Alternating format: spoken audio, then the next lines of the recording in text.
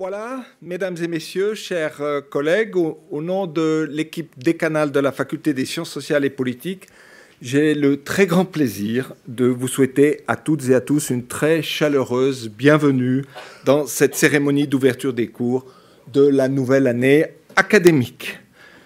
J'aimerais saluer tout particulièrement Monsieur le vice-recteur de l'université, mesdames et messieurs les représentants des diverses instances de notre université et de notre faculté, toutes les collaboratrices et tous les collaborateurs de la faculté, et aussi tous les lauréats et les lauréates des prix de faculté, leurs parents et amis, ainsi que les étudiantes et étudiants présents. Comme vous vous en doutez, mesdames et messieurs, je suis très heureux de vous retrouver fidèlement ici à l'occasion de cette cérémonie annuelle. Elle nous permet de faire le point sur l'année écoulée, de vous livrer aussi des repères et balises pour l'année à venir, de saluer et de féliciter les étudiantes et étudiants qui ont obtenu un prix de faculté, et enfin, clou de cette fin de journée, de vous donner un solide échantillon des compétences de la faculté à travers la leçon d'ouverture. Et cette année, il revient à la professeure Éléonore Lépinard de l'Institut des sciences sociales de donner une conférence intitulée « Féminisme, la fin d'une utopie » avec un point d'interrogation très mystérieux et prometteur. À l'issue de cette conférence, je vous rappelle que tout le monde est cordialement invité à un apéritif garni qui se tiendra devant la salle. Avant cela, il vous faudra en passer par ma propre intervention qui se fera comme d'habitude en 3 temps. Les remerciements, les événements marquants de l'année, les perspectives à venir. D'abord, les remerciements. Toutes les activités que je vais mentionner au cours de cette intervention sont le produit direct de la qualité du travail réalisé par les collaboratrices et les collaborateurs de la faculté. Et c'est pour tout cela que je veux d'abord adresser des remerciements à tous les membres de la faculté qui ont activement œuvré cette année à la bonne marche de la faculté, que ce soit dans l'enseignement, dans la recherche ou dans la gestion de la faculté. Mes amicaux remerciements vont ensuite à tous les membres du décanat qui se sont engagés cette année comme les précédentes, avec tout leur cœur, toute leur énergie et toutes leurs compétences. Niki Lefebvre, Marie Santiago, Roberto Baranzini et Jérôme Rossier, ainsi que Roselyne Costaz et toute la solide administration du décanat. L'action du décanat est toujours conduite sous l'empire, si je puis dire, du plan d'action de la faculté 2013-2018 qui vise à un perfectionnement de l'organisation et de la gestion de notre faculté. Je dois vous confesser que le dernier rapport annuel de suivi de l'auto-évaluation était tellement riche que la nouvelle direction nous a demandé de faire plus court à l'avenir. Mais elle ne nous a pas demandé de travailler moins. Les succès des collègues sont en effet si nombreux qu'il n'est désormais plus possible d'en rendre compte exhaustivement, et j'espère que vous me le pardonnerez. Remerciements aussi aux 4 directeurs d'institut, au tandem de l'ISUL, Ben Kayser et Fabien Hall, Daniel Heusch, Grégoire Zimmermann et Olivier Filleul, à la présidente et au président de commission d'enseignement, Laurence Kaufmann, André Mack, Denis Hauve et Valentino Pemini, et au secrétariat des instituts pour la solide et agréable collaboration au cours de l'année. Rassurez-vous, je n'ai cité que des hommes parmi les directeurs d'instituts, mais il y a désormais aussi des femmes à la tête des instituts de la faculté depuis dernier, avec les professeurs Éléonore Lépinard, dont il va être question tout à l'heure, et la professeure Mounia Benani Shraibi, qui ont pris la direction respectivement de l'Institut des sciences sociales et l'Institut d'études politiques, historiques et internationales. Enfin, je ne saurais terminer ce bouquet de remerciements sans exprimer ma reconnaissance à la nouvelle direction de l'UNIL, qui soutient et encourage la faculté dans ses divers développements. Le plan d'intention de la direction pour 2017-2021 ouvre de belles opportunités à la faculté, notamment du point de vue du développement de l'interdisciplinarité qui, je dois le dire, est dans l'ADN de la faculté, mais aussi par les pistes ouvertes en matière de valorisation de la recherche en sciences sociales. Nous avons un dialogue très constructif et humainement très agréable avec la nouvelle direction. Les événements marquants de l'année, je ne vous surprendrai probablement pas en disant que l'année 2016-2017 a été une excellente année, comme toutes les années précédentes, mais avec des colorations qui changent d'une année à l'autre. Au chapitre des mutations dans le personnel, je dois dire que le personnel est resté relativement stable. Il n'y a pas eu de départ à la retraite dans le corps professoral ou dans l'administration. Mais ce n'est qu'une année de répit, car nous entrons dans une phase où les baby boomers, nés entre 1955 et 1960, vont prendre leur retraite au plus tard en 2025. Ce sera alors, mesdames et messieurs, une véritable hécatombe dans la faculté, non seulement dans le corps professoral, puisqu'un quart du corps professoral devra être renouvelé jusqu'en 2025, mais aussi au sein du personnel administratif. Mais cela permettra fort heureusement d'accueillir de nouveaux talents dans la faculté.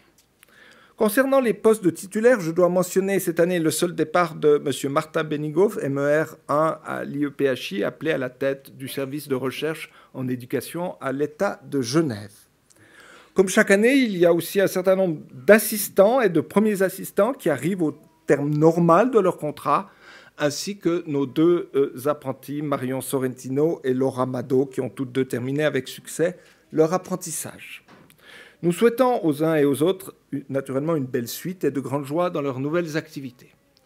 Je vois au fond de la salle des collègues de l'Institut de psychologie qui n'ont pas de siège et je les invite à rejoindre le premier rang. C'est bien celui-ci qu'ils méritent, car il n'est pas possible d'assister à une si belle cérémonie debout. Il y a aussi eu des recrutements de professeurs, des promotions et des titularisations durant cette année. Permettez-moi de les lister. Madame Eva Green, nommée professeure associée en psychologie sociale à l'Institut de psychologie que nous venons de saluer. À Madame Anke Tresch, nommée professeure associée ad personam en sociologie politique électorale à l'IEPHI. Madame Joëlle Darvish, que nous venons aussi de saluer, titularisée au rang de professeur associé en psychologie clinique du couple et de la famille à l'Institut de psychologie.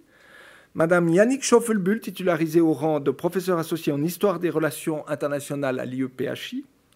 Nous allons aussi accueillir une nouvelle professeure associée en politique sociale à l'ISS en la personne de Madame Lynn Van de Castille, qui rejoindra la faculté au 1er février prochain. Monsieur Nicolas Bancel, nommé professeur ordinaire en histoire du sport. Monsieur Félix Bullmann a été titularisé au rang de professeur associé en sociologie des parcours de vie. Monsieur Vincent Gremaud, nouveau professeur associé en médecine du sport à l'ISUL FBM. Ont été aussi nommées 4 nouvelles maîtres assistantes, mesdames Annick Debro, Oriane Sarrazin à l'Institut de psychologie et mesdames Lucille Mertens et Emmanuel Mathieu à l'IEPHI. Comme vous le constatez, le processus de féminisation du corps intermédiaire supérieur se poursuit selon les principes posés dans le nouveau plan égalité que la faculté a adopté ce printemps. Ce plan constitue un document capital à nos yeux pour penser non seulement la question de l'égalité dans notre faculté, mais aussi celle de la relève académique. Mais vous le savez certainement, nous n'avons pas attendu notre plan égalité pour agir en la matière, puisque depuis le début de la mandature du décanat actuel, 7 femmes ont été nommées, promues, titularisées professeurs contre 4 hommes, sans compter l'augmentation des taux d'activité des MA-MER femmes dont le temps partiel est souvent subi. Et je ne vous cache pas que notre plan égalité prévoit aussi une féminisation des postes à responsabilité académique, la désignation de 2 nouvelles directrices d'institut et d'une future doyenne en 2019 est l'expression concrète de cette politique qui fait honneur à la faculté. Je ne sais toutefois pas si ces nominations contribuent à la fin de l'utopie féministe. Éléonore Lépinard nous le dira tout à l'heure. Le décanat souhaite en tout cas une très chaleureuse bienvenue à tous ses nouveaux collègues précédemment cités et aux 58 nouvelles et nouveaux collaborateurs et collaboratrices qui ont rejoint la faculté cette année. Au chapitre de l'enseignement, lors de la rentrée 2016, celle de l'année dernière, pour la seconde fois, les effectifs étudiants sont restés relativement stables avec 2922 étudiantes et étudiants. Pour cette rentrée 2017, le cap peut-être historique des 3000 étudiants a été franchi, je le dis sous toute réserve, car ces chiffres doivent être confirmés au moment de l'inscription définitive dans vos enseignements et dans les enseignements. Mais voilà, peut-être qu'un jour, nous dirons en 2017, nous avons franchi le cap de 3000 étudiants. Cette année, nous avons lancé le dernier chantier d'auto-évaluation de cursus avec celui du bachelor en sciences sociales. Le prochain grand chantier des opérations d'auto-évaluation se déroulera lors de l'année académique 2019-2020. Il s'agira alors de l'auto-évaluation de toute la faculté qui se produit tous les 7 ans. Ce sera un important moment de catharsis facultaire, d'autant plus qu'il ne s'agira plus seulement d'attester que nous avons mis en place des procédures d'assurance de l'acquitté, mais aussi, il s'agira aussi de se situer dans une nouvelle perspective d'accréditation de l'université.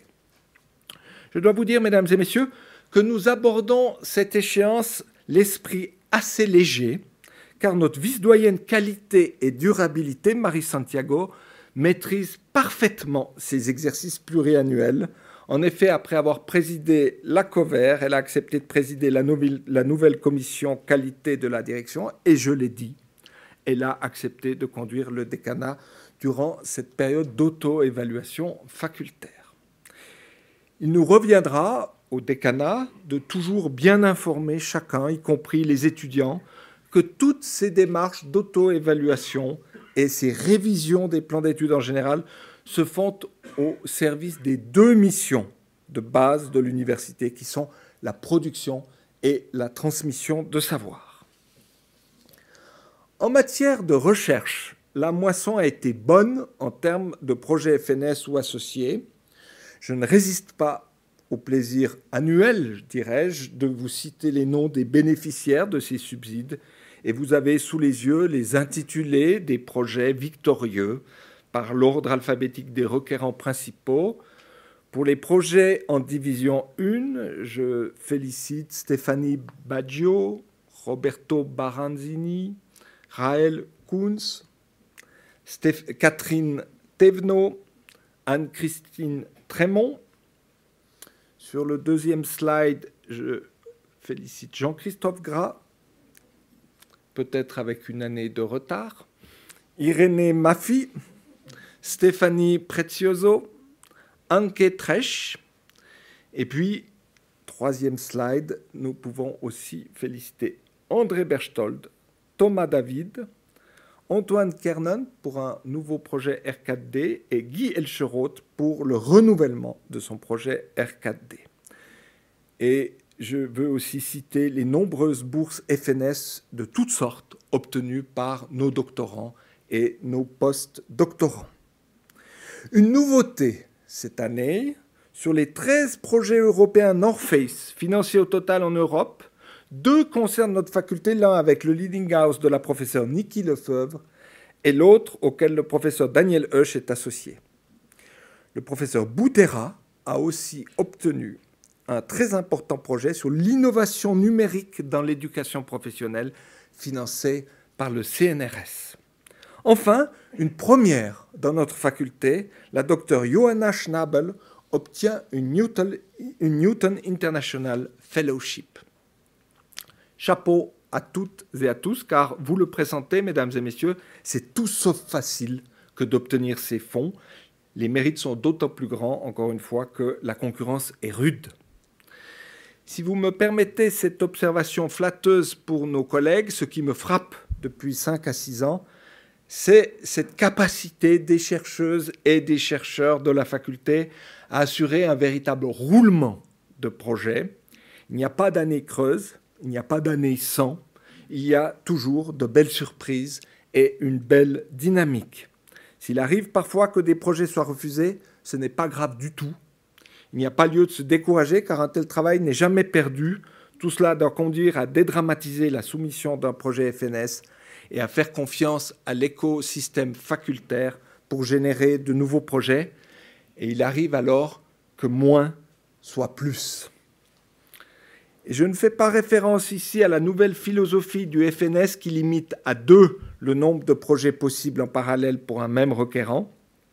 Je pense plutôt ici à la norme qui limite désormais le nombre de tentatives de soumission d'un même projet.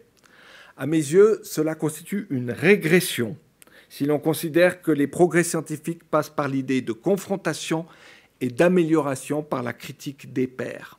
Selon moi, la science n'est pas un jeu où l'on n'aurait que 2 cartes à jouer. Je ne vous cacherai pas, mesdames et messieurs, qu'il s'est passé plein d'autres choses cette année dans la faculté en matière de valorisation de la recherche. Dans le temps imparti, et je dirais à la raréfaction duquel je contribue, je ne pourrais bien sûr pas rendre justice à toute cette richesse. En dehors des habituelles publications dans les meilleures revues, j'aimerais encore mentionner 4 importants colloques qui se sont tenus cette année dans notre faculté. Que ce soit la conférence du Standing Group de l'ICPR Gender and Politics, pilotée par Éléonore Lépinard, décidément très sollicitée, Raël Kunz, Martina Avanza et Sébastien Chauvin, ou le Congrès suisse de psychologie, présidé par les professeurs Joël Darwish et Christine Moore, le Congrès Alter par la professeure Anne Marcellini, ou le Congrès suisse d'ethnologie, organisé par le professeur Marc Goudel en novembre dernier. Comme pour les fonds de recherche, il n'y a plus d'année creuse pour l'organisation de colloques ou de conférences. La faculté est devenue une référence pour de nombreuses sociétés savantes pour y organiser ces congrès, ce qui nous permet, comme opérateurs, je dirais, de congrès, de montrer nos extraordinaires capacités logistiques, en particulier au sein du personnel administratif et technique. Tout cela est bien sûr réjouissant et souvent passionnant, mais encore une fois, je ne saurais être exhaustif, car si vous consultez l'agenda des manifestations qui se déroulent dans la faculté, il vous faudrait être doué d'ubiquité pour assister à chacune d'entre elles. C'est une offre exceptionnelle qui vous permettrait, si vous le souhaitez bien sûr, de venir pratiquement tous les jours dans notre faculté pour assister à une conférence, pour assister à une soutenance de thèse ou à un colloque. Soutenance de thèse que je mentionne au passage pour dire qu'il y en a eu 32 cette année, 22 l'année dernière, 92 au cours de ces 3 dernières années, donc de très nombreuses thèses soutenues. À défaut de vous déplacer sur le campus, vous aurez toujours l'occasion de lire nos collègues. Vous le savez bien, après les fonds récoltés, après la réalisation de la recherche, il y a la valorisation de la recherche qui passe en particulier par les publications. Or, cette année, il s'est passé une chose absolument extraordinaire, sans précédent dans la faculté. Écoutez-moi bien, les collègues ont publié 32 ouvrages entre l'été 2016 et l'été 2017. C'est un record absolu. Nous n'avions jamais vu cela dans la faculté. Et donc, cela mérite que l'on s'y arrête, car cela n'arrive pas chaque année. Les nombreux Cassandres qui annoncent la mort du livre en sont bien sûr pour leurs frais. Le livre n'a jamais été aussi vivant dans notre faculté.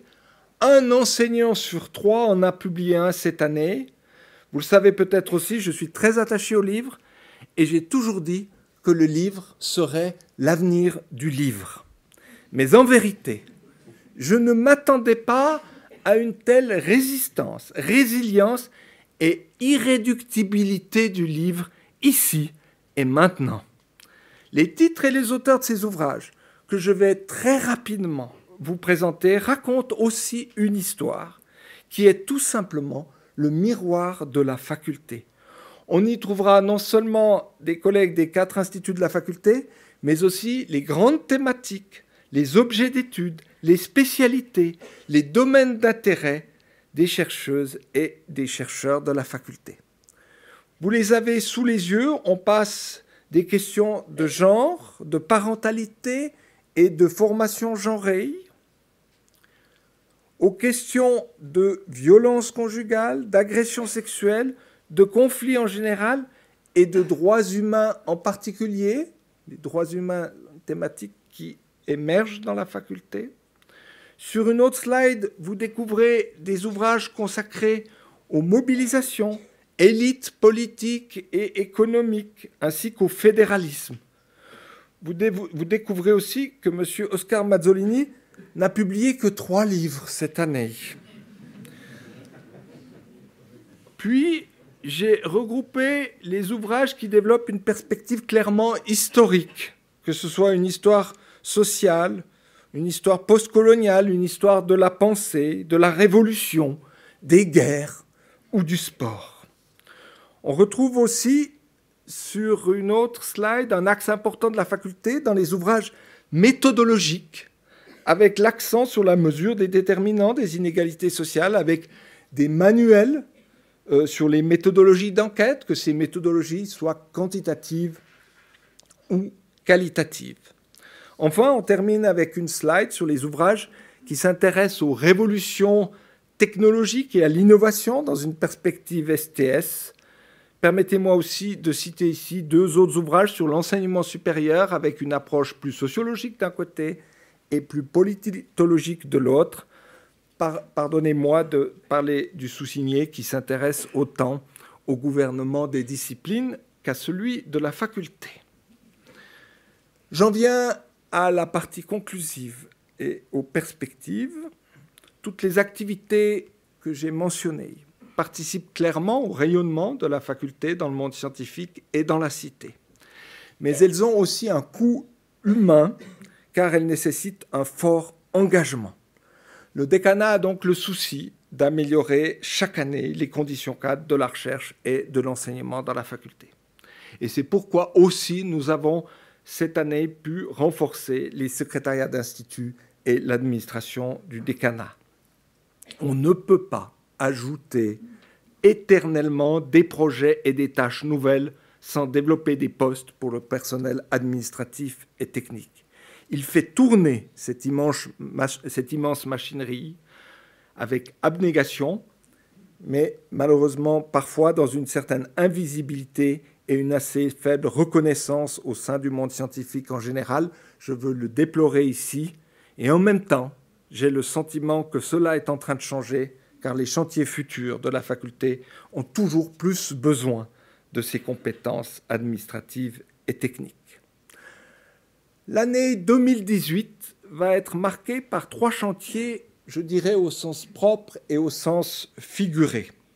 L'Institut des sciences du sport va déménager en janvier ou février prochain dans le nouveau bâtiment Synathlon. Vous avez la maquette sous les yeux, mais le bâtiment est près de la fin de la construction.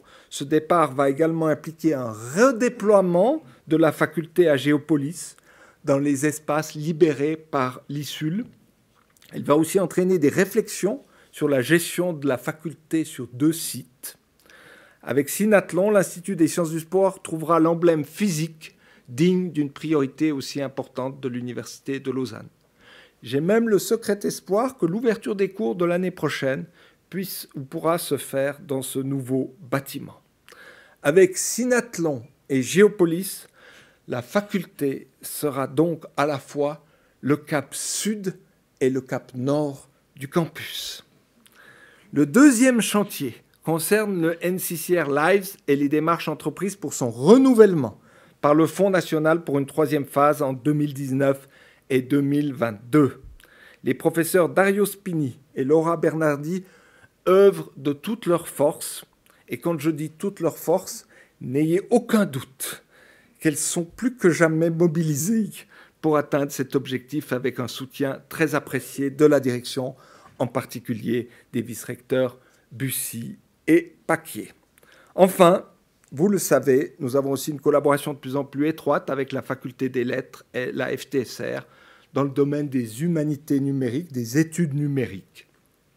Et le master interfacultaire conjoint dans ce domaine accueille sa première véritable volée cette année et le centre de recherche commun entre l'EPFL et l'UNIL ouvrira le 1er janvier prochain. Voilà, mesdames et messieurs, soyez assurés que la faculté sera toujours en mouvement, non pas pour marcher sans but, ambulans vanum, mais en quête de nouvelles pistes de recherche et d'enseignement, sans toutefois sacrifier la qualité à la quantité. La question du sens et de la direction du mouvement doit toujours l'emporter sur celle de la quantité, du bruit et du court terme. Souvenez-vous, moins, c'est parfois plus.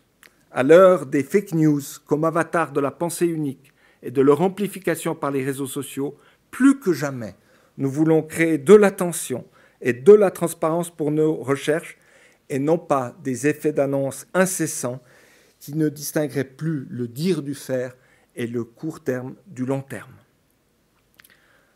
Avant de passer à la seconde partie de remise des prix, au nom du décanat, au nom de toute l'équipe décanale, je vous souhaite à toutes et à tous une excellente année académique 2017-2018, pleine de satisfaction, de réflexion, d'enthousiasme et de créativité.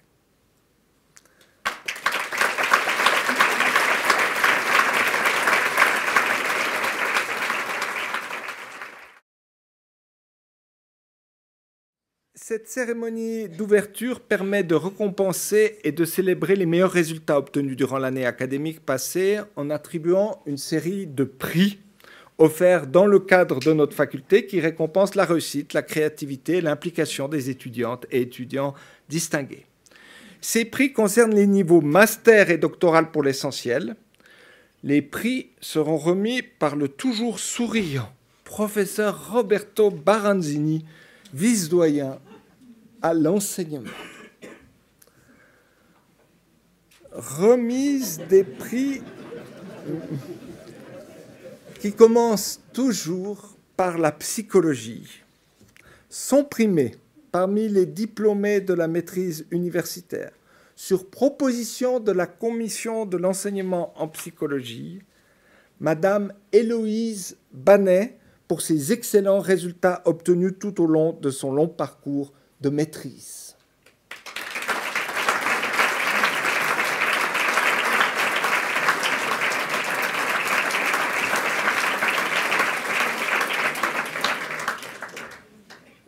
Madame Belinda Beats, pour ses excellents résultats obtenus tout au long de son parcours de maîtrise également.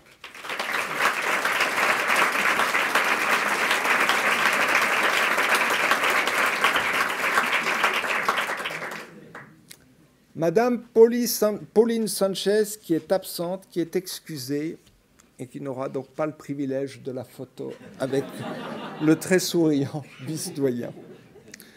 Madame Oriana Vaucher-Delacroix, pour ses excellents résultats obtenus tout au long de son parcours de maîtrise.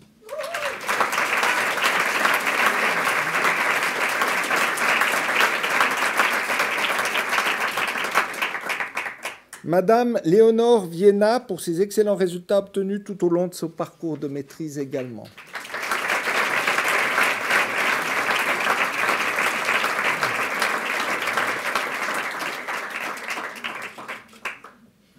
Sur proposition de son directeur pour l'excellence de son mémoire, Monsieur Michael Briol.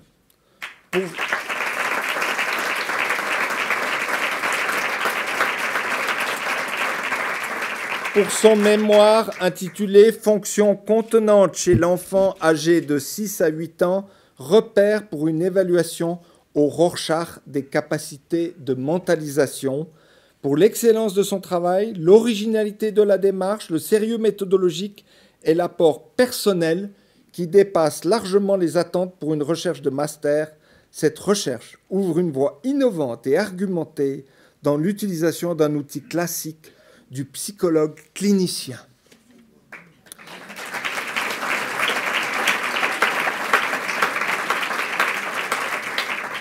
Madame Sarah Durussel, pour son mémoire intitulé « La transition post-obligatoire en Suisse, vécu des jeunes de deuxième génération du Kosovo », pour la démarche scientifique robuste, l'empathie par rapport au vécu sensible des jeunes qui ont participé à cette recherche, pour les éléments de réflexion et les pistes d'intervention intéressantes dans l'accompagnement professionnel des jeunes migrants en transition entre l'école et le monde du travail.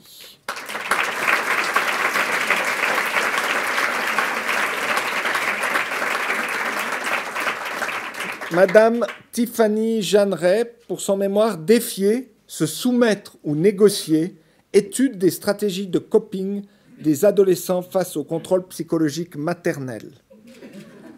Pour la maîtrise approfondie des concepts théoriques abordés, la clarté de la présentation des résultats empiriques et la richesse des réflexions en termes d'implication pratique des résultats de la recherche.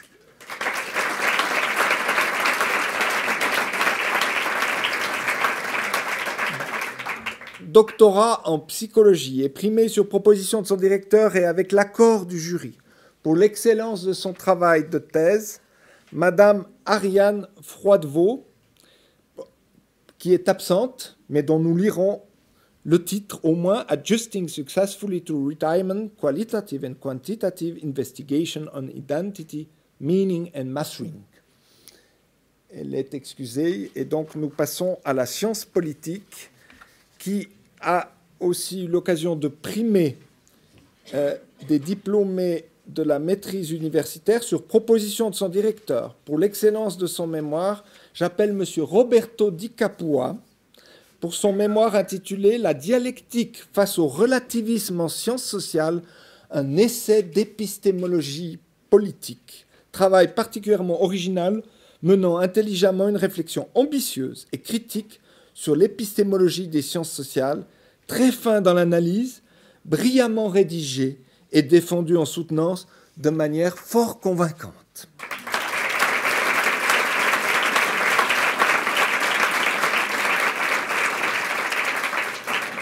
Doctorats en sciences politiques sont primés sur proposition de leur directeur et avec l'accord du jury pour l'excellence de leur travail de thèse, Madame Samina Mesgarzadeh, pour sa thèse intitulée « Les clubs de cadres et de dirigeants racialisés en région parisienne, genèse et structuration d'un espace de regroupement et de mobilisation ».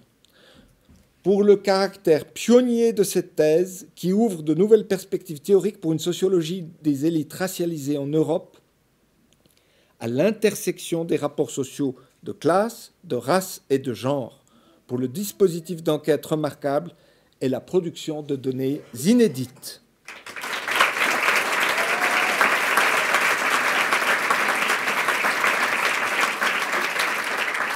Monsieur Pierre Rabou, pour sa thèse intitulée « Fun et mégaphone, les scènes punk entre marginalité et politisation, Suisse, France, RDA et RFA, 1977-1982, pour la qualité de conceptualisation et pour l'audace, le caractère novateur et bien maîtrisé d'une étude comparative de scènes culturelles jusqu'ici méconnues.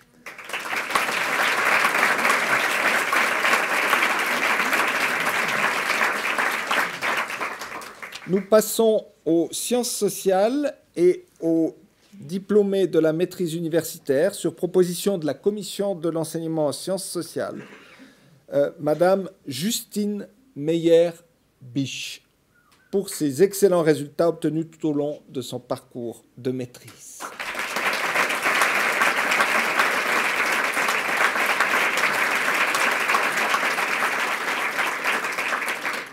Sur proposition de leur directeur pour l'excellence de leur mémoire, j'appelle Madame Laetitia Della Bianca pour son mémoire intitulé « Gérer sa santé avec application, études sociales et transversales d'outils d'objectivation des risques et de soi, le cas des applications mobiles de mesure de la santé ».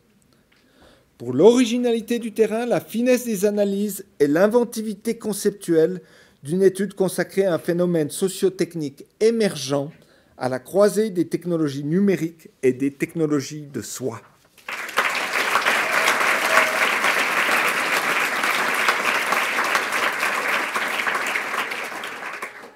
Madame Marie Sautier est appelée pour son mémoire intitulé « Chercheurs sans frontières, la mobilité géographique des universitaires entre normes de carrière, idéal scientifique et pérégrinations intimes.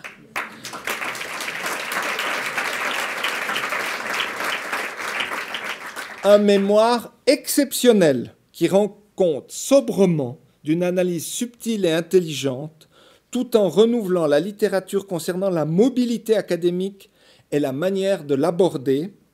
Il constitue une avancée dans la réflexion méthodologique sur la réutilisation des données d'enquête qualitative.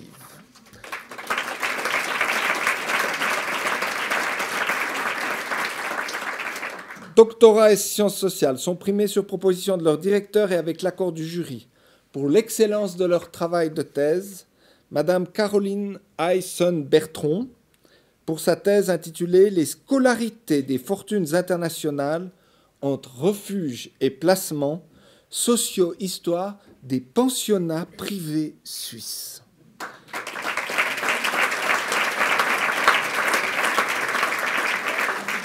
Cette étude innovante s'appuie sur des méthodes de recueil et d'analyse des données d'une grande rigueur scientifique. Elle comble ainsi une lacune historiographique majeure en contribuant à la connaissance des institutions et des acteurs locaux et transnationaux dans le domaine de la formation.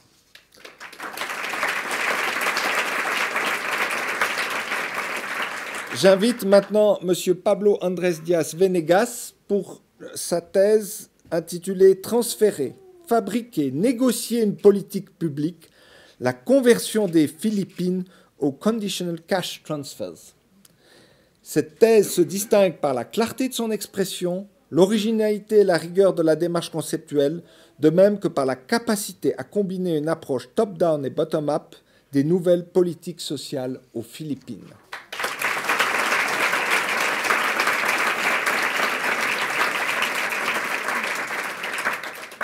Monsieur Guy Alain Khan Mohamed, pour sa thèse intitulée « Les motos chinoises au Burkina Faso, une affaire d'État, nouveaux itinéraires d'accumulation marchands transnationaux et gestion de l'extraversion ». Ce travail s'appuie sur une grande maîtrise de la littérature scientifique et sur un remarquable travail de terrain mené avec une grande rigueur méthodologique. Cette thèse contribue ainsi de manière substantielle à la problématisation et à la connaissance dans le champ des études africaines.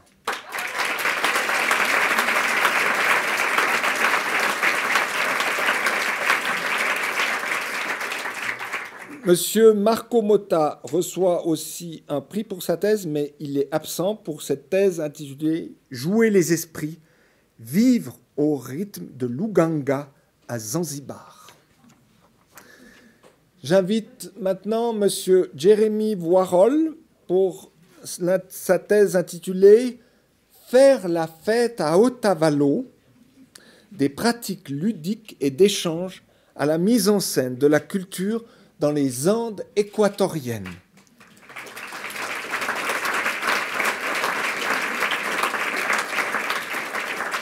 Il convient de relever l'ethnographie extrêmement riche, les descriptions fines et la nature réflexive de cette thèse qui contribue à une anthropologie générale à travers une écriture fluide, précise et limpide et une grande honnêteté intellectuelle pleine d'humilité.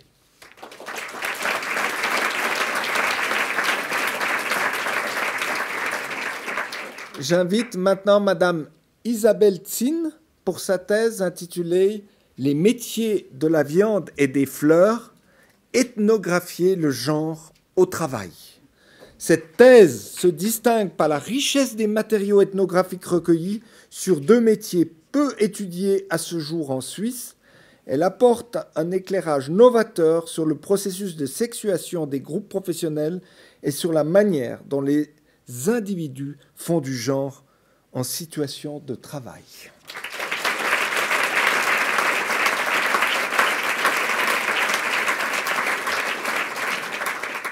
Cette année, un prix spécial revient à la Faculté des sciences sociales et politiques. C'est le prix de la Société vaudoise d'utilité publique, ce qui me permet de saluer les deux représentantes ce soir de cette Société vaudoise d'utilité publique, mesdames Florence Rachet et Cécile Communat. Ce prix est attribué à madame Maëlle Meignier. pour sa thèse intitulée « Aider les pauvres, ethnographie d'une institution sociale en Suisse romande pour la qualité de l'écriture, l'amplitude de l'enquête empirique, l'originalité et l'inventivité de la construction théorique, comme la rigueur, la précision de l'argumentation développée, et pour le renouvellement du regard et des connaissances sur les organisations caritatives. »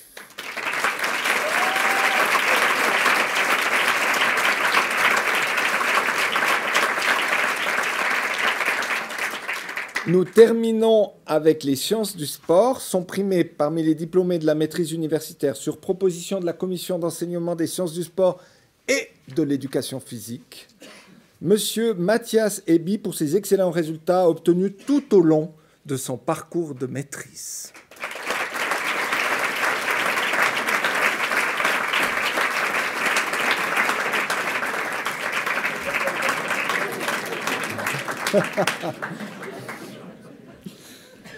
Reçoit également un prix Madame Gaëlle Gur, qui est excusée. Sur proposition de son directeur, pour l'excellence de son mémoire, j'appelle Monsieur Anthony Fardel pour son mémoire intitulé « Vivre en haut, s'entraîner en bas, monitoring de la fatigue et adaptation de l'entraînement ».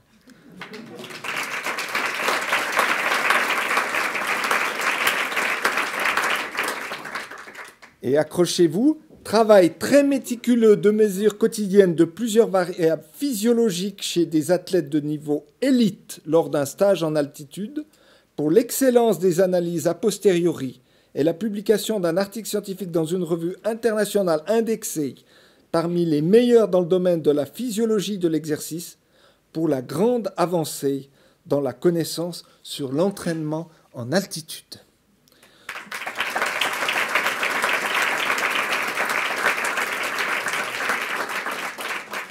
Doctorat et sciences du sport et de l'éducation physique est primé sur proposition de son directeur et avec l'accord du jury pour l'excellence de son travail de thèse, Monsieur Orlan Morès. Ce travail est intitulé « Carrière et après-carrière des hockeyeurs suisses dans un contexte de professionnalisation de la pratique ». Monsieur Orlet est excusé. Est primé sur proposition de la commission des sports universitaires, ce qui me permet d'excuser Pierre Pfefferlet et le lauréat, M. Barnamé de Lars, en déplacement à l'étranger. Voilà, nous en avons fini avec ces remises de prix. Et c'est l'occasion d'adresser une dernière fois toutes nos félicitations aux lauréates et aux lauréats.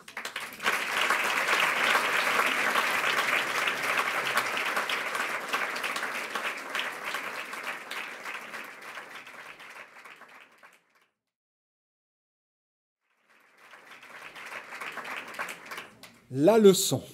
Enfin la leçon. Après les bonnes nouvelles de la faculté, la joie des lauréats, le moment est venu d'entendre notre oratrice que vous attendez toutes et tous avec impatience, et je vous comprends. Cette année, nous avons convié la professeure Éléonore Lépinard à donner cette leçon d'ouverture dans la continuité de collègues femmes sollicitées ces 2 dernières années dans ce cadre inaugural.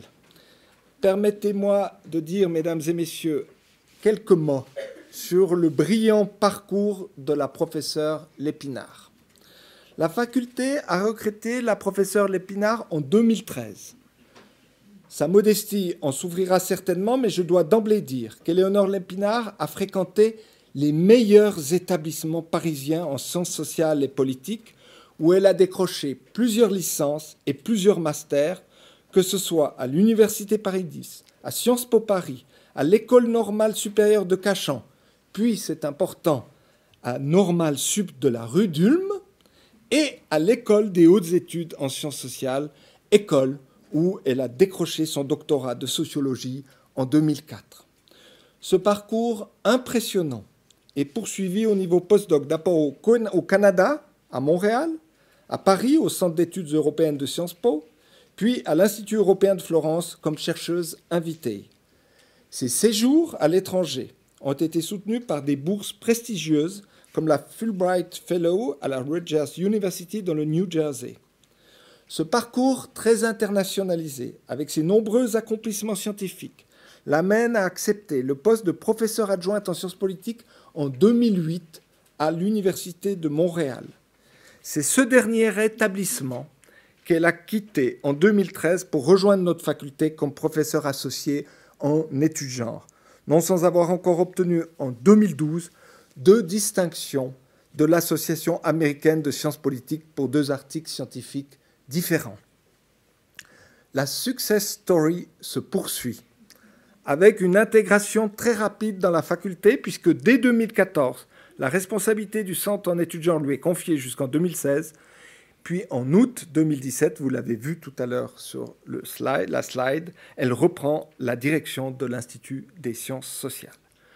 Ce parcours n'aurait pas été possible sans les nombreuses recherches et publications qu'elle a conduites durant toute sa carrière, déjà très riche, notamment son ouvrage intitulé « L'égalité introuvable, la parité, les féministes et la République » paru aux presses de Sciences Po à Paris. Ce premier ouvrage important a été suivi par des travaux sur l'intersectionnalité, la parité, les minorités religieuses, les quotas de genre et les enjeux de genre en général. Ses compétences dans l'enseignement et la recherche lui permettent de dialoguer avec plusieurs secteurs de la faculté, que ce soit bien sûr en sociologie, mais aussi en sciences politiques et en sciences du sport. En matière de recherche, elle a déjà décroché un subside du FNS qui lui permet d'étudier l'effet de la globalisation et de la féminisation de la profession d'avocat sur les trajectoires professionnelles des jeunes avocats en France et en Suisse. La dimension comparative est du reste une des dimensions souvent présentes dans les travaux d'Éléonore Lépinard. En questionnant aujourd'hui le mouvement féministe avec un intitulé potentiellement provocateur, ou du moins interrogatif, sa conférence sera au carrefour de ces centres d'intérêt qui mobilisent à la fois la sociologie des mouvements sociaux, la sociologie du droit et la théorie politique. Mouvement féministe qu'elle a décrit d'ailleurs comme polyphonique dans ses écrits. Nous avons toutes et tous hâte de l'entendre, donc je lui cède la parole sans plus attendre, dans la joie de la parole adressée, comme dirait mon collègue doyen de la faculté des lettres.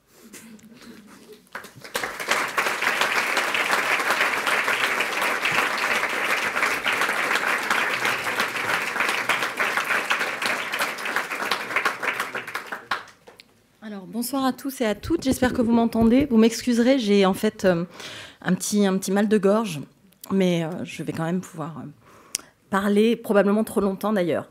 Alors, merci bien évidemment pour cette généreuse introduction, trop généreuse bien sûr, et merci à mes collègues du décanat pour cette proposition de donner cette leçon d'ouverture. Je suis tout simplement très heureuse d'être avec vous ce soir. Alors, j'ai intitulé cette conférence... Alors, il faut que je fasse démarrer mon minuteur parce que sinon je suis inarrêtable. Simon. Voilà.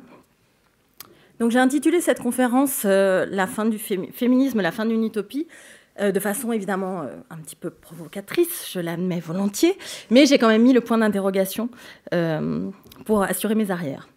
Alors, ce n'est pas la première fois qu'on enterre le féminisme à tort, me direz-vous. À chaque génération, depuis que le mot féminisme existe, des augures et des Cassandres anti-féministes ont prédit la fin d'un mouvement dépassé, inutile ou dangereux. Ce n'est pas la première fois non plus qu'on déclare que la portée révolutionnaire et utopique du féminisme a disparu. Il y a par exemple une quinzaine d'années, la philosophe Wendy Brown s'interrogeait ainsi sur ce qui pouvait rester du projet féministe à l'heure où la révolution n'est plus un horizon raisonnable à désirer.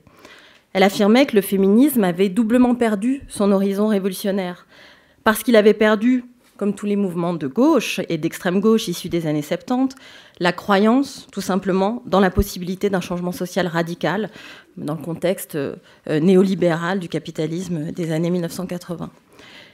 Et parce que le féminisme avait aussi, plus singulièrement, perdu son utopie d'une société sans genre, une société où le genre ne serait plus socialement significatif, ce qui était l'utopie de nombreuses féministes des années 70. Or, depuis, nous avons pris conscience que le genre n'est pas seulement un phénomène social qui structure l'État, le marché du travail, le droit, etc., mais c'est aussi une norme aux effets psychiques qui, pour reprendre les termes de Judith Butler, nous assujettit en nous produisant comme des sujets genrés. Et donc nous aurions fatalement renoncé ainsi à l'esprit révolutionnaire du féminisme. Alors c'est un enterrement de première classe. Et pourtant, malgré de nombreux débats théoriques soulignant les limites et les imperfections de ce projet politique, le féminisme renaît de ses cendres et sa portée révolutionnaire est bel et bien encore là pour certaines. Alors ce ne sont pas les plus nombreuses ni les plus médiatisées, mais je ne résiste pas à vous montrer cette image d'un collectif créé tout récemment en France, qui existait déjà sous ce terme au Québec depuis l'an 2000, et qui s'appelle les sorcières. Alors elles défilaient la semaine dernière contre la loi travail en France, et elles se disent, je cite, « militantes, féministes, émeutières, échappées des cases normatives de la société. Leur exclusion a fait d'elles des sorcières. » Fin de citation. Pour certaines, il est donc possible de sortir des cases, d'échapper à l'emprise du genre et de préparer la révolution. Alors le féminisme au niveau global aujourd'hui a surtout le visage de mouvements massifs rassemblant des millions de femmes qui ne se présentent pas vraiment comme des sorcières. Alors par exemple, depuis l'an 2000, la Marche mondiale des femmes, tous les 5 ans réunit des millions de femmes à travers la planète. Vous avez ici une photo de 2015. Et puis l'élection de Donald Trump a donné lieu à une espèce de résurgence, comme ça, une mobilisation de millions de personnes à Washington, des centaines de milliers de femmes à travers le monde. Et la photo qui orne le poster de cette leçon est une photo prise à Paris, justement, en janvier dernier, le jour suivant l'inauguration de Donald Trump. Alors, si ce sont là les images d'une utopie défunte, alors beaucoup d'autres projets politiques ou de partis politiques aimeraient probablement avoir ce statut moribond. On pourrait en fait plutôt affirmer que la 3e ou la 4e vague du féminisme, je vous mets le poster aussi de ce mouvement anti-Trump, donc la 3e ou la 4e vague du féminisme, de façon intéressante, on n'arrive plus très bien d'ailleurs à distinguer de creux entre la 3e vague qui se situerait dans les années 90-2000 et la vague actuelle, que cette vague-là, elle est en fait à son sommet, en grande partie grâce aux réseaux sociaux, qui nourrissent la diffusion d'idées féministes. Alors vous pouvez aller voir, par exemple, et cliquer sur le TED Talk de Chimamanda Ngozi Adichie, vu déjà par 1 263 296 personnes, à l'heure de hier peut-être ou avant-hier. En 2015, le lobby des femmes suédoises et l'éditeur de son livre, qui s'appelle « We Should All Be Feminists », ont décidé de distribuer une copie de ce livre à tous les lycéens de 16 ans en Suède. Un effort soutenu aussi par les syndicats suédois. C'est un best-seller du New York Times, mais c'est aussi un livre qui est parmi les meilleures ventes francophones. Alors malgré leur visage plus réformiste, ces mouvements ne sont pas exempts d'utopie, bien au contraire. Ils constituent une utopie politique. C'est-à-dire, pour reprendre les mots de l'historienne Michèle Rio-Sarcey, que ces mouvements déplacent les limites de l'ordre existant. Le féminisme, de ce point de vue, reste pleinement une utopie politique. Un langage pour signifier et resignifier la réalité sociale en s'efforçant de la dépasser et de déplacer les limites de l'ordre établi. Un langage pour reconfigurer les relations sociales. Par exemple, le féminisme a permis de requalifier les relations sexuelles non consenties comme un viol et donc un crime, de requalifier un écart salarial comme une inégalité, de requalifier la faible représentation des femmes en politique comme un déficit démocratique. Donc cette part d'utopie, elle est nécessaire pour structurer les aspirations des femmes encore exclues de vastes domaines de la vie sociale, culturelle et politique. Alors, comment cette utopie si productive, qui a transformé le monde tel que nous le connaissons et la signification de tant de pratiques sociales, pourrait-elle devenir obsolète, comme mon titre semble le suggérer de façon provocatrice? Clairement, le monde tel qu'imaginé par les féministes n'est pas encore réalisé. Alors pourquoi faudrait-il renoncer à cette utopie, à son pouvoir de mobilisation et à son pouvoir de transformation sociale?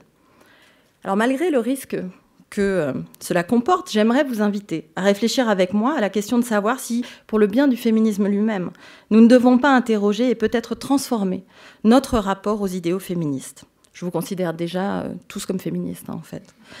Ne plus considérer le féminisme comme une utopie ou requalifier son caractère utopique. Réfléchir à la relation que nous entretenons à cette utopie.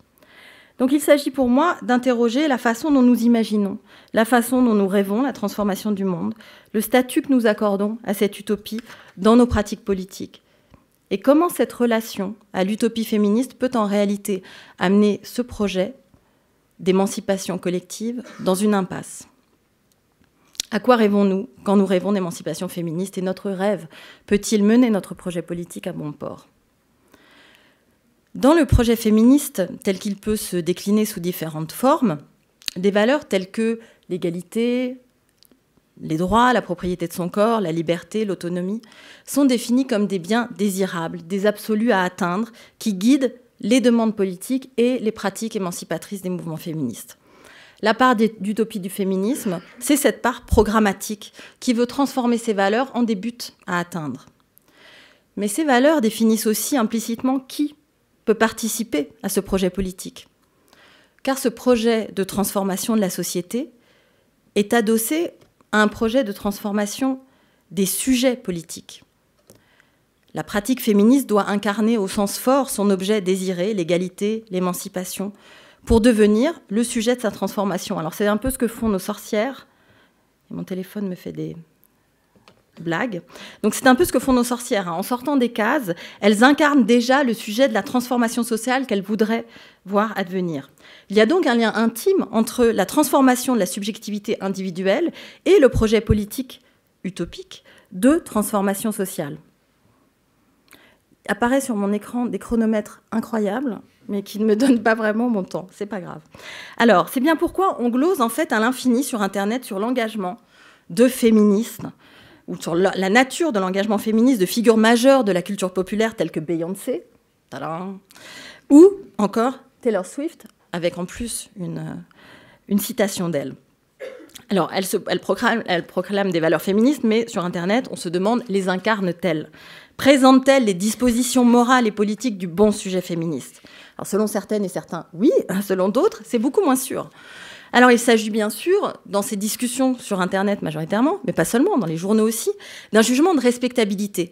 Respectabilité sur la bonne façon de manifester sa sexualité, respectabilité de classe, de race, respectabilité féministe. Qui peut prétendre incarner moralement le bon sujet féministe ?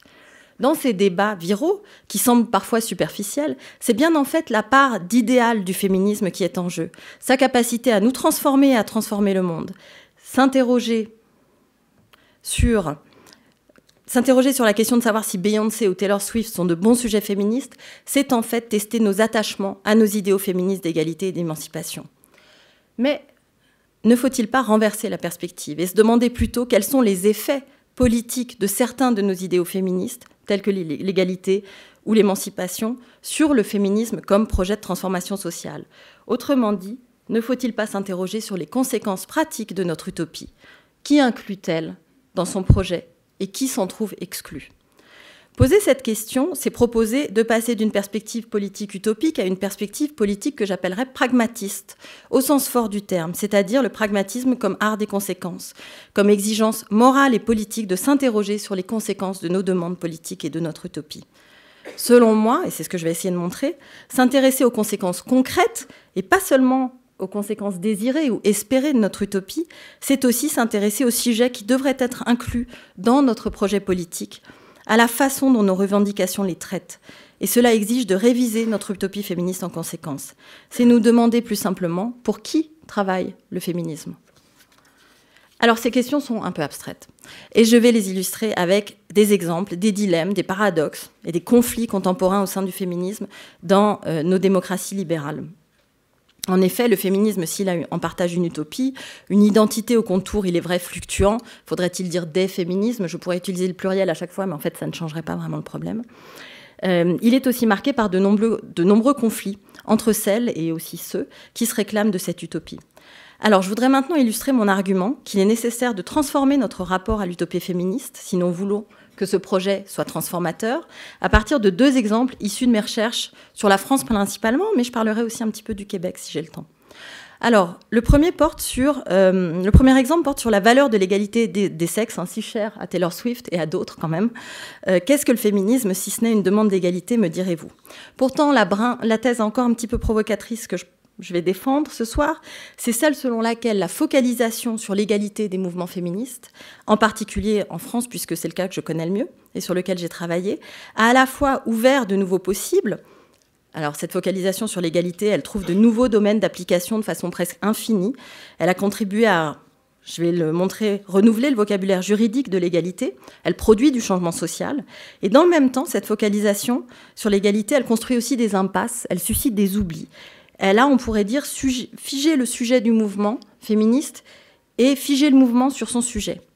Alors, en montrant que cette revendication ce qu'elle a ouvert comme possibilité aux féministes françaises, mais aussi ce qu'elle leur a coûté, je propose de questionner notre façon de placer l'égalité comme fin ultime des demandes politiques féministes. L'autre exemple que je vais utiliser est celui des débats sur le voile islamique au sein des organisations féministes que j'ai étudiées en France et au Québec. C'est ici la notion d'émancipation comme valeur centrale du projet féministe, dont je vais questionner les conséquences problématiques.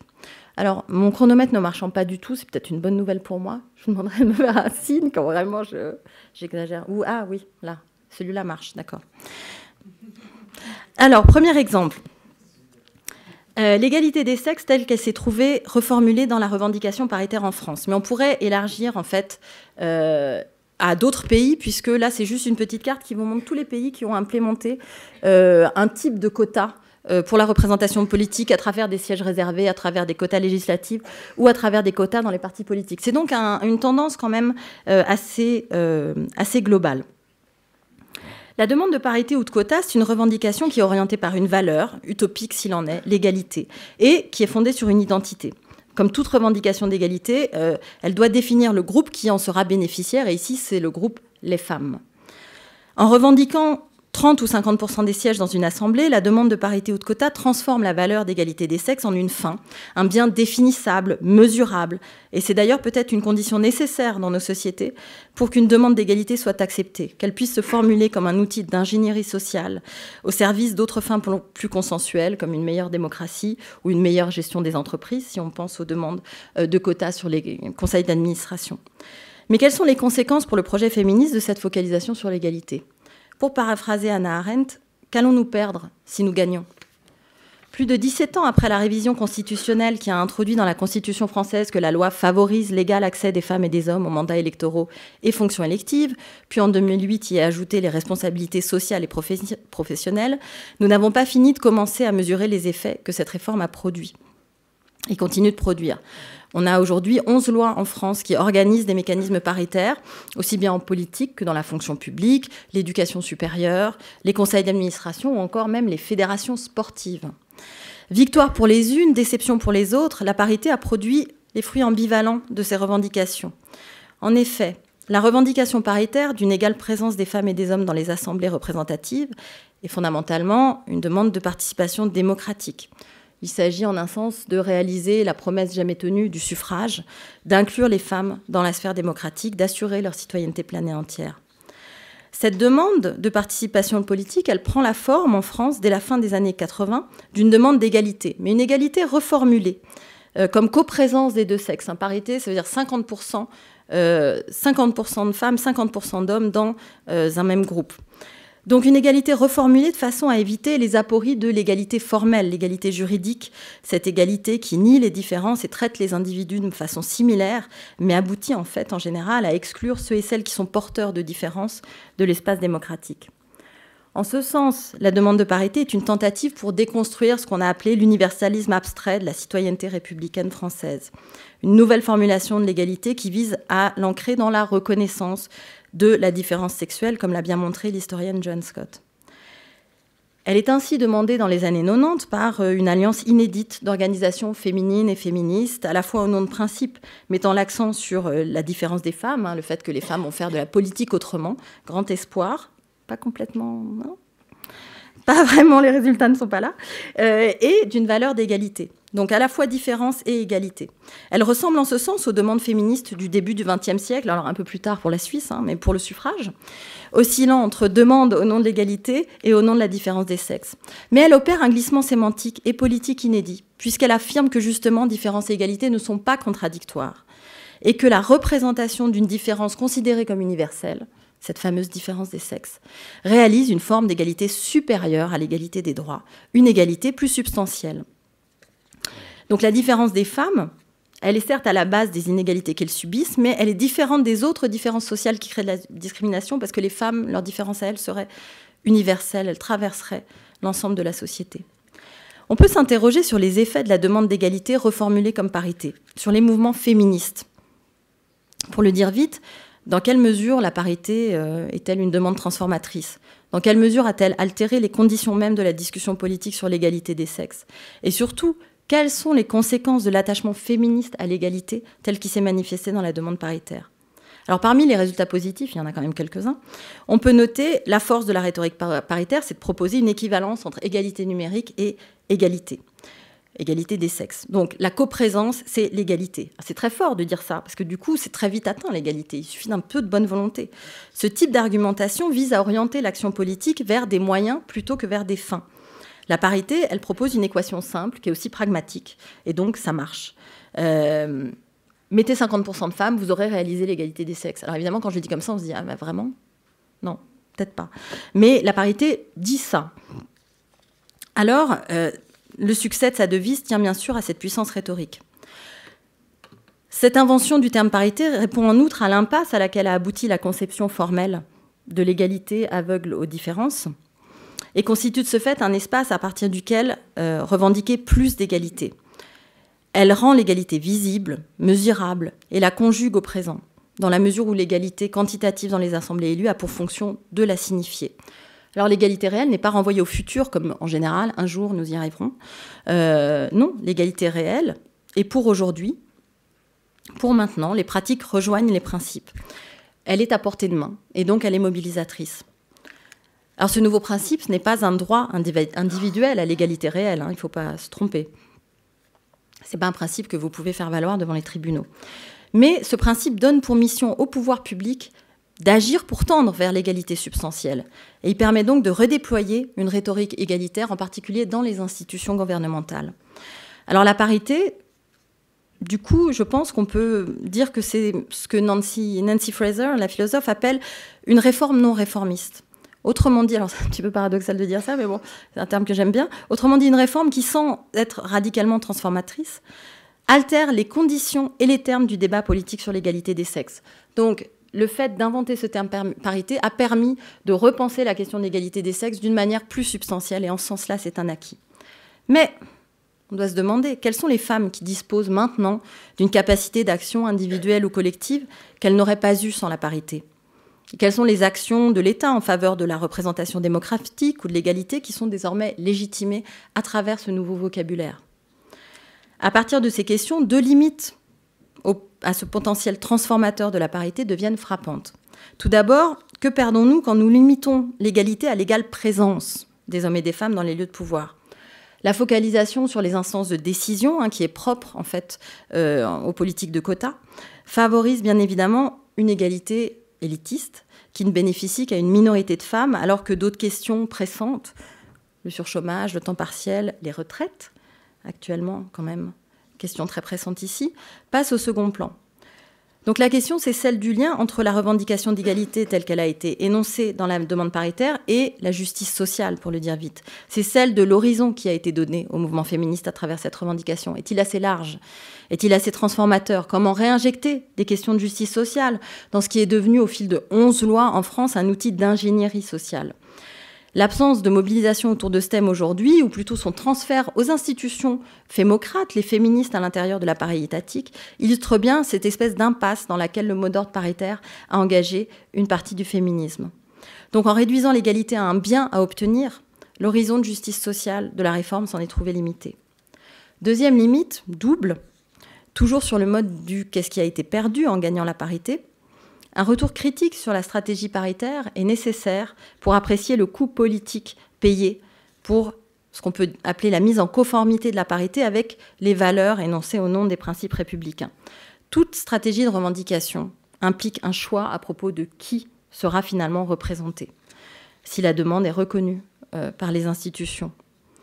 En trouvant le moyen d'être symboliquement incluse dans l'universel, en disant que leur différence était universelle contrairement à la différence des autres, donc les militantes ont exclu d'autres groupes des bénéfices qui leur ont été accordés, assez simplement. Si leur différence est différente de toutes les autres, les mécanismes qui vont permettre de compenser leurs inégalités ne s'appliquent pas aux autres. En insistant pour que la différence des sexes et elle seule soit désormais reconnue comme constitutive et politiquement pertinente, les paritaires ont non seulement fermé la porte à des alliances possibles avec d'autres mouvements sociaux, mais aussi rendu difficile l'émergence d'une critique plus radicale de ce qu'on pourrait appeler en France l'idéologie républicaine. En privilégiant un argumentaire utilitariste, en avançant par exemple que les femmes allaient changer la politique, et en présupposant l'existence de ce sujet collectif, nous les femmes, au nom duquel cette revendication pouvait être énoncée, les militantes paritaires ont figé le sujet du féminisme et clos l'espace des transformations politiques possibles, pour les femmes, mais aussi pour tous les autres groupes minorisés. En outre, en présupposant l'existence de ce « nous », les femmes, la parité a fait comme si le sujet de son mouvement, les femmes, c'était quelque chose, une catégorie déjà là. Et en fait, ce faisant, elle a contribué à invisibiliser les différences au sein de cette catégorie, femmes, et donc à reléguer à de meilleurs lendemains la prise en compte des besoins des femmes minorisées, situées à l'intersection des rapports de genre, des rapports de racialisation ou de classe en particulier. Les femmes immigrées, les femmes racisées, pourtant historiquement exclues, elles aussi, de la tradition républicaine, étaient singulièrement absentes des débats sur la parité, perpétuant ainsi une cécité du féminisme français que la politologue Françoise Vergès a récemment documenté pour la période des années 70 dans son livre « Le ventre des femmes ». Si les femmes racisées ont pu profiter à la marge d'un effet de diversification des élites politiques locales dû à la parité, ni leurs identités ni leurs intérêts ne se sont trouvés représentés par la revendication paritaire et par sa mise en œuvre. Donc, interroger notre rapport à l'utopie féministe, c'est se demander ce que la croyance dans la réalité de cette catégorie, les femmes, tout comme l'attention exclusivement portée à l'égalité des sexes, produisent comme effet d'exclusion. Les pans de la réalité qui se trouvent laissés dans l'ombre, et se demander qui sont celles qui les habitent, ces pans de la réalité. Alors, le deuxième exemple sur lequel que je vais aborder, c'est, je l'ai dit, celui des débats sur le voile islamique. Alors là, c'est une manifestation aux États-Unis, à nouveau lors d'une manifestation contre Trump le 21 janvier.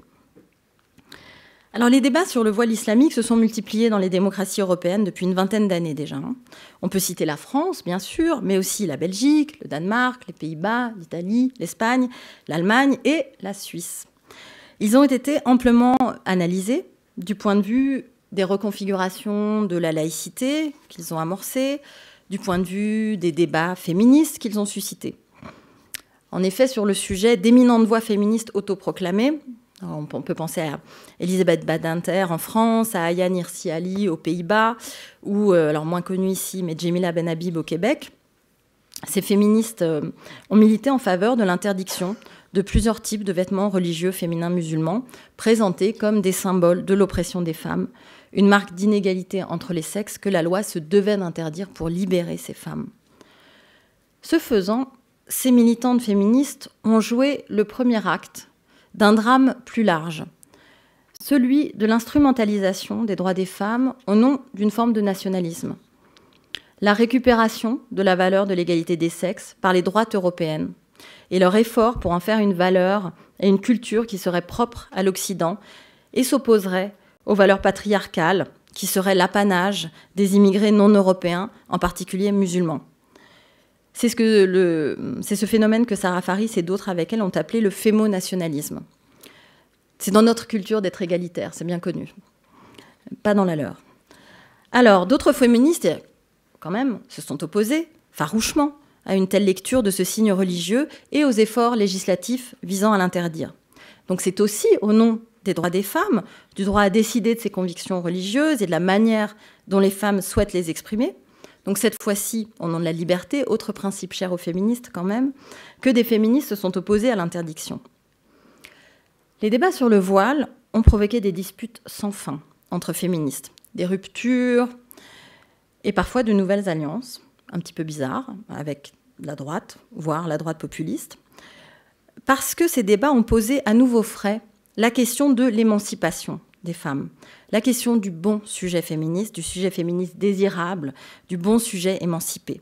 Non seulement en tant qu'horizon politique que les féministes souhaitent voir réaliser, c'est leur but, mais aussi comme sujet moral féministe qu'elles souhaitent incarner elles-mêmes et voir incarné par d'autres.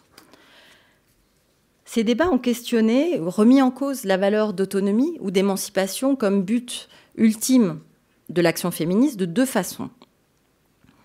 Tout d'abord, en posant la question de savoir si l'émancipation féministe est compatible avec une croyance religieuse.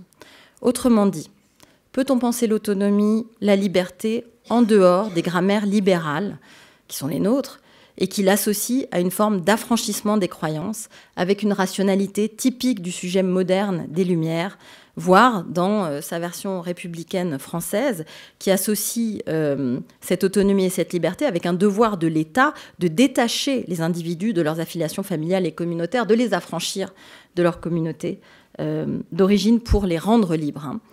Pensez à Rousseau. Alors, donc peut-on être un sujet autonome, peut-on être un sujet libéral si on a des croyances religieuses ? Si on n'est pas un être rationnel, détaché de tout ce qui est présenté comme un ensemble de croyances irrationnelles.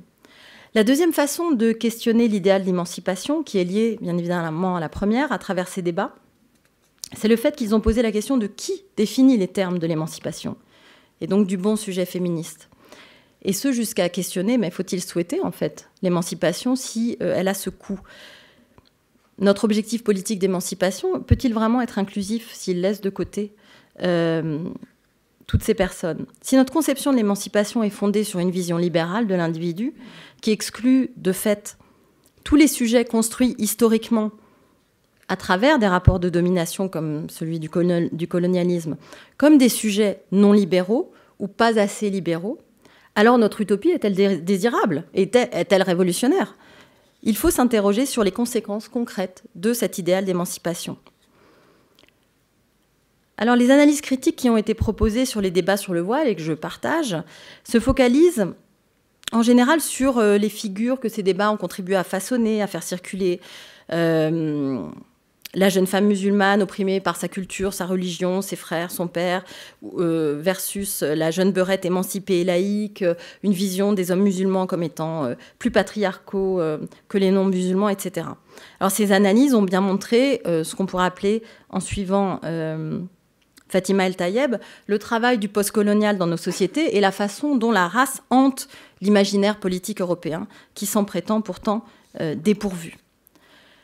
Alors en faisant cela, ces analyses, elles se focalisent sur des discours publics énoncés par des figures médiatiques, autoproclamées, mais souvent aussi contestées, du féminisme. En tout cas, des figures qui parlent au nom des droits des femmes. Je me suis pour ma part interrogée dans ma recherche sur le point de vue des militantes de base, on pourrait dire. Celles qui travaillent dans des associations de défense des droits des femmes, celles pour qui le féminisme est une activité quotidienne et pas seulement une posture médiatique. Pour comprendre concrètement comment un idéal d'émancipation féministe peut exclure de son orbite morale et politique des sujets marginalisés qui devraient y avoir leur place, j'ai interrogé dans ma recherche sur les mouvements féministes québécois et français les liens que certaines militantes féministes entretiennent avec cet idéal d'émancipation et la façon dont leur attachement émotionnel et moral peut nourrir ce fameux fémo-nationalisme et contribuer de ce fait à préserver une position de privilège pour les féministes blanches au sein du mouvement féministe. Autrement dit, j'ai tenté de cerner le rapport qui est entretenu avec cette utopie de l'émancipation et ses conséquences pour les mouvements féministes.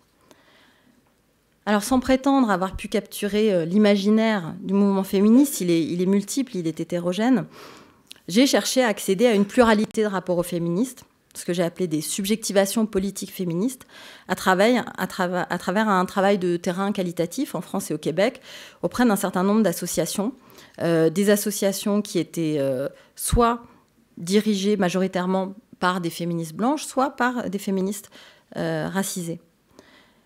Alors comment expliquer, c'était ma question, que tant de féministes françaises, mais aussi quelques féministes québécoises, et puis dans plein d'autres pays européens, majoritairement blanches, mais pas seulement, aient pu réagir de façon si émotionnelle à la question du voile et soutenir son interdiction. Pour le comprendre, il faut saisir et déployer les différents effets des rapports de racialisation sur les féministes blanches, à savoir quels sont les effets produits par cette position de privilège social qu'est la blanchité sur la subjectivation politique des féministes blanches, sur leur investissement émotionnel dans le féminisme et sur les dispositions morales qu'elles développent, ces féministes, vis-à-vis des autres féministes, en particulier celles qui se situent de l'autre côté du clivage racial. Alors, à la suite des travaux de sociologues tels que Ruth Frankenberg ou Sarah Ahmed, le concept de blanchité tel que je l'utilise, il désigne bien évidemment un processus social et non une identité donnée. Processus qui assigne aux autres une identité raciale et préserve pour les personnes blanches l'illusion de n'être pas marquées par la race. En faisant cela, la blanchité préserve une forme d'ignorance, ignorance active, mais ignorance quand même, quant aux bénéfices que les personnes blanches retirent de leur position sociale, de pouvoir et de privilèges dans l'ensemble des rapports sociaux qu'elles ont. Mon argument, c'est que les débats sur le voile islamique, au sein des mouvements féministes, ont mis à jour ce que j'appelle une blanchité féministe, à savoir les processus sociaux par lesquels le féminisme est blanchi. De ce point de vue, la blanchité féministe désigne l'ensemble des répertoires discursifs, des discours permettant aux féministes blanches tout à la fois de se constituer comme sujet politique privilégié du féminisme, le bon sujet émancipé c'est elle, et d'ignorer leur position de privilège politique et social au sein du mouvement féministe. Cette blanchité féministe, elle dépend bien évidemment du contexte historique et du contexte social. Alors qu'au Québec, elle s'insère dans un ensemble de répertoires discursifs et de valeurs tels que l'interculturalisme ou l'intersectionnalité, en France, jusqu'à maintenant, elle s'appuie sur des discours universalistes, aveugles à la couleur et à la race, discours qui permettent d'ignorer la question des relations d'oppression liées à la race ou à la religion à l'intérieur du mouvement féministe. Et bien évidemment, aux États-Unis, c'est encore une autre histoire, comme le montre cette photo. Alors, je vais donner juste 2 exemples issus du contexte français pour illustrer ce processus. Alors, le premier exemple, c'est l'universalisme. Alors, c'est un répertoire très prégnant, on n'est pas en France pour rien, quand on les entend, qui a plusieurs facettes dans les discours féministes.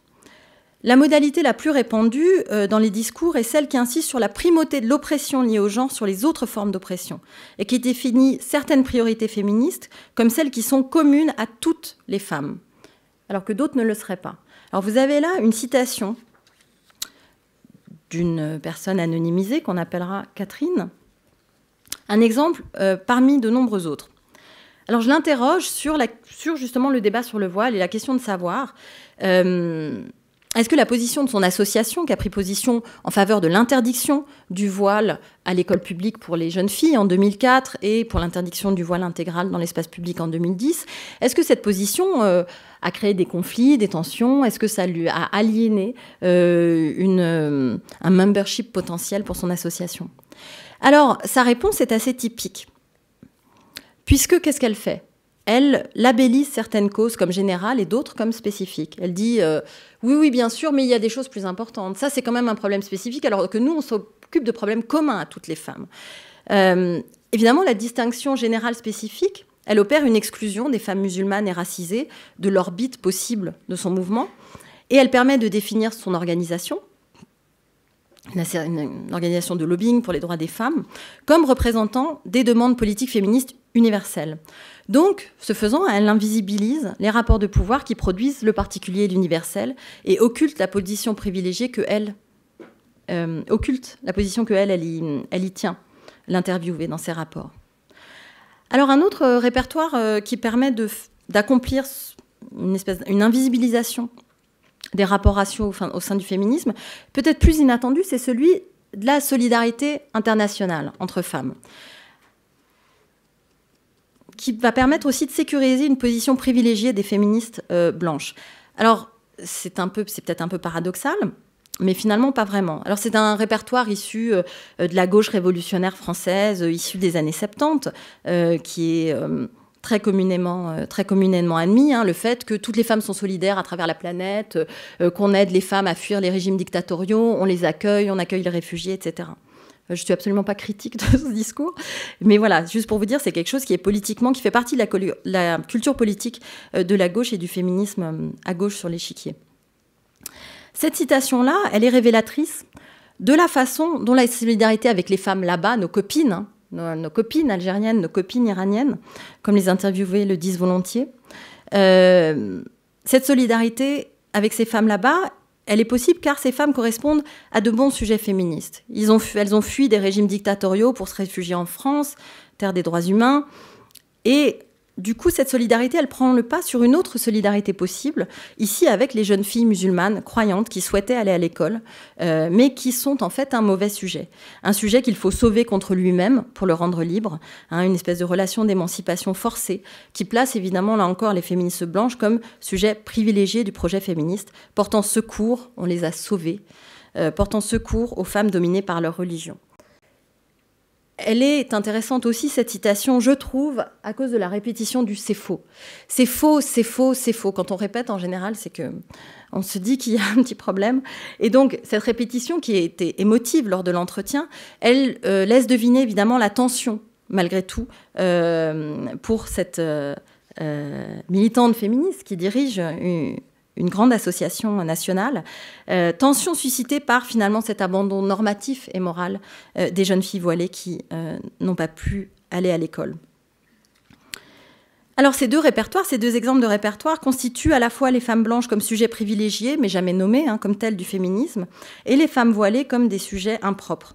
Et donc, ils invisibilisent les rapports de pouvoir au sein du mouvement féministe. Alors ce qui m'intéresse plus spécifiquement, c'est que ces discours sont adossés à des dispositions morales et des émotions. Et c'est sur ce point que je finirai. L'attachement aux valeurs... Enfin, quand je dis fini, je n'ai pas tout à fait fini. Mais bon, c'est pour... voilà. Pour vous dire, c'est bientôt fini quand même. Alors, l'attachement aux valeurs et à l'utopie que le féminisme doit permettre de faire advenir est un attachement qui est aussi moral et émotionnel. Ces émotions, ces dispositions morales constituent la texture, l'épaisseur de la subjectivité politique des féministes. Elles définissent les bons et les mauvais sujets à travers la désapprobation morale ou au contraire la rectitude morale et peuvent contribuer à protéger les privilèges associés à la blanchité. Dans mon travail de terrain, j'ai pu repérer deux types de dispositions morales, de grands types de dispositions morales exprimées par les féministes non racisées à l'égard des femmes racisées. Et ces deux types de dispositions nous éclairent sur la question qui m'intéresse ce soir, à savoir comment notre investissement moral et émotionnel dans le projet utopique produit des exclusions. En effet,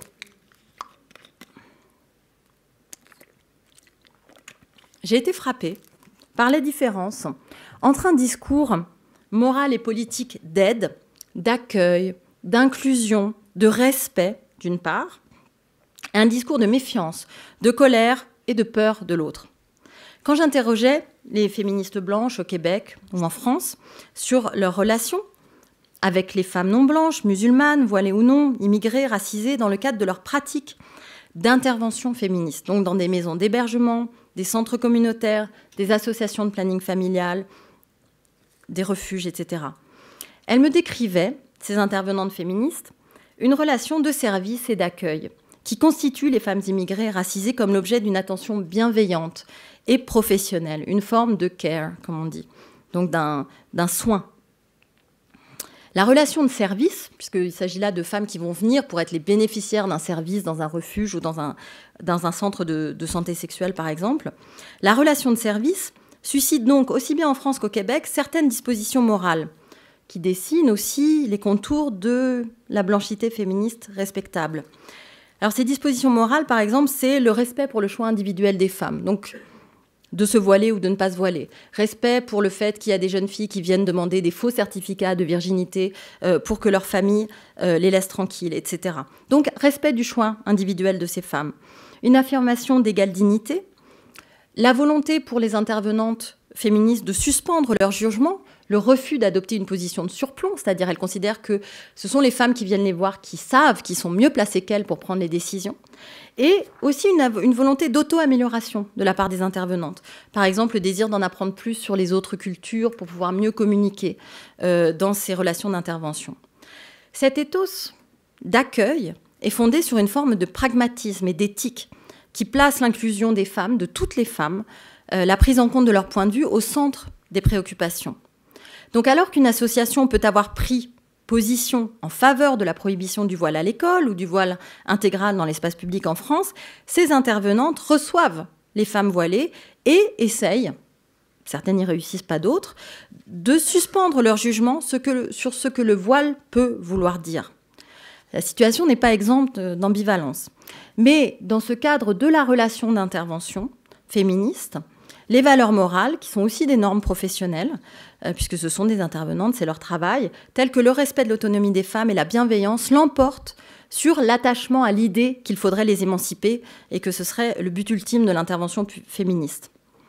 Donc dans cette relation de service, les femmes racisées ou voilées sont considérées comme de bons objets féministes, j'ai envie de dire.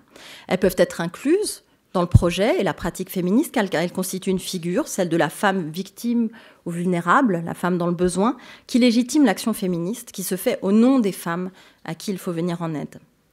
Dans ce contexte, le projet féministe est, pour reprendre la distinction opérée par Hannah Arendt entre social et politique, un projet purement social. Arendt souligne que dans la seconde moitié du XXe siècle, le social a déplacé et remplacé le politique. Elle le déplore. Pour le dire vite, l'enjeu de la liberté s'est trouvé, selon elle, remplacé par la formulation de problèmes sociaux qu'il faudrait résoudre grâce à des solutions bureaucrato-administratives. Conçu, si on reprend cette distinction, conçu comme un projet social, donc celui de l'amélioration de la condition d'un sujet collectif, défini par une identité commune, les femmes, le féminisme de ces militantes blanches peut donc accommoder comme objet de care, objet de bienveillance, les femmes musulmanes, même quand elles sont voilées. Leur inclusion comme sujet politique, si je suis ma distinction sociale et politique, leur inclusion comme sujet politique féministe à part entière ne suscite pas, quant à elle, les mêmes réactions.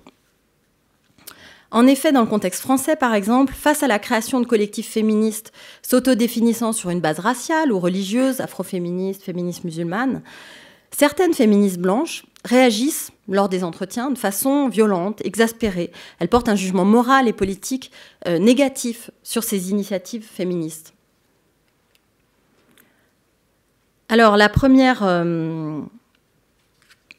citation, juste pour vous expliquer, c'est donc sur la question de la création de collectifs sur une base de collectifs féministes sur une base raciale, auquel l'interviewée s'oppose absolument violemment, en qualifiant ça d'un délire, même si elle reconnaît que ce n'est pas dans son pouvoir de les interdire, mais ce qui veut dire qu'elle imaginerait quand même que peut-être il faudrait. Dans le deuxième, c'est sur, c'est assez, ça se comprend soi-même, sur l'impossibilité de ce qu'on pourrait appeler un féminisme musulman. Alors dans ces entretiens, souvent l'exaspération domine, le ton monte, les paroles s'entrechoquent. Alors de quoi est-il question ? À l'opposé de la relation de service, les femmes musulmanes et racisées qui suscitent ces débordements émotionnels se disent féministes. Elles ne sont pas là pour recevoir un service parce qu'elles sont dans le besoin ou vulnérables. Donc ce dont il est question ici, c'est donc du féminisme comme projet proprement politique et non plus social. C'est-à-dire, pour reprendre les termes proposés par la philosophe Linda Zerelli, un projet de création de relations libres entre femmes, relations de sujets féministes à d'autres sujets féministes. Mais les frontières de ce projet collectif sont patrouillées, entre autres le long de la ligne de couleur. La mise à distance opérée par certaines féministes blanches s'appuie alors sur des dispositions morales, comme l'indignation. Comment peuvent-elles nous accuser de racisme ? La suspicion, comme le fait par exemple de demander à des femmes voilées qui se disent féministes de prouver leur féminisme. Alors on leur demande, mais êtes-vous bien en faveur de l'avortement ? On leur pose des questions, comme ça on leur fait passer un test de bons féministes dans des réunions. La désapprobation, intimement liée, la désapprobation, donc c'est aussi une disposition morale, dispositions qui sont intimement liées à des émotions telles que la peur, la colère et aussi la mélancolie. Alors, je vous donne encore une autre citation qu'il faut un tout petit peu peut-être expliquer. Elle se comprend pas forcément toute seule. Donc là, ça parle justement de cette indignation d'être accusée. Donc, c'est un peu une figure féministe historique qui se sent accusée par l'existence de collectifs féministes qui se forment sur une base raciale ou religieuse et qui donc se défend en me disant, bon, tu sais, oui, je sais, me dit, tu sais bien, tout ce que nous avons fait pour les femmes de l'immigration dans le temps. Et elle leur reproche, en fait, elle se pose dans une position en fait, de savoir vis-à-vis de ces autres femmes, en disant qu'elle, finalement, connaît mieux l'histoire de l'engagement des femmes de couleur dans le féminisme en France que ces petites jeunes qui viennent la critiquer. Et que donc, elle devrait, elle, aller dans des bibliothèques, aller dans des centres de documentation, et que c'est bien son association à elle qui pourrait leur apprendre à elle leur passé et leur histoire. Donc la mise à distance, elle s'opère à travers cette désapprobation morale et des émotions telles que la peur, la colère, aussi la mélancolie, pour une époque où de telles questions ne se posaient pas, soi-disant, au sein du féminisme qui était presque intégralement blanc de toute façon. Ces dispositions et ces émotions participent bien sûr à clore le sujet féministe sur son privilège blanc, en excluant les femmes voilées, soupçonnées de ne pas vraiment être féministes, ou les féministes noires présentées comme de mauvais sujets, qui se trompent dans leur analyse des priorités politiques qu'elles devraient avoir. Bien sûr, ces positions morales, ces émotions ne caractérisent pas toutes les féministes blanches en France ou au Québec. Les nuances sont nombreuses. Ces dispositions morales sont néanmoins révélatrices de la question qui me préoccupait lors de cette recherche, à savoir celle de comprendre comment notre investissement émotionnel et moral dans un projet comme celui du féminisme et les valeurs qu'il porte d'émancipation, comment cet investissement est intimement articulé aux relations raciales qui, elles aussi, structurent historiquement le projet féministe. Notre utopie féministe n'est pas aveugle à la couleur.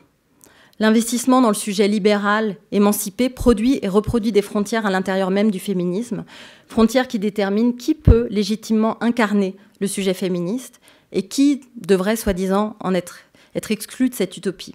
Alors c'est ce que j'espère avoir montré, même trop rapidement, avec ces exemples concrets. Qu'il s'agisse de notre attachement inconditionnel au sujet féministe, nous, les femmes, cette devise, ou aux valeurs d'émancipation et d'égalité des sexes, ces attachements produisent des exclusions qui travaillent de l'intérieur le projet féministe. Je voudrais conclure, bien évidemment, quand même, en parlant de l'avenir, car même s'il faut peut-être renoncer au caractère utopique du féminisme, nous ne pouvons pas renoncer à l'avenir, car il y pense pour nous. Quoi qu'il arrive.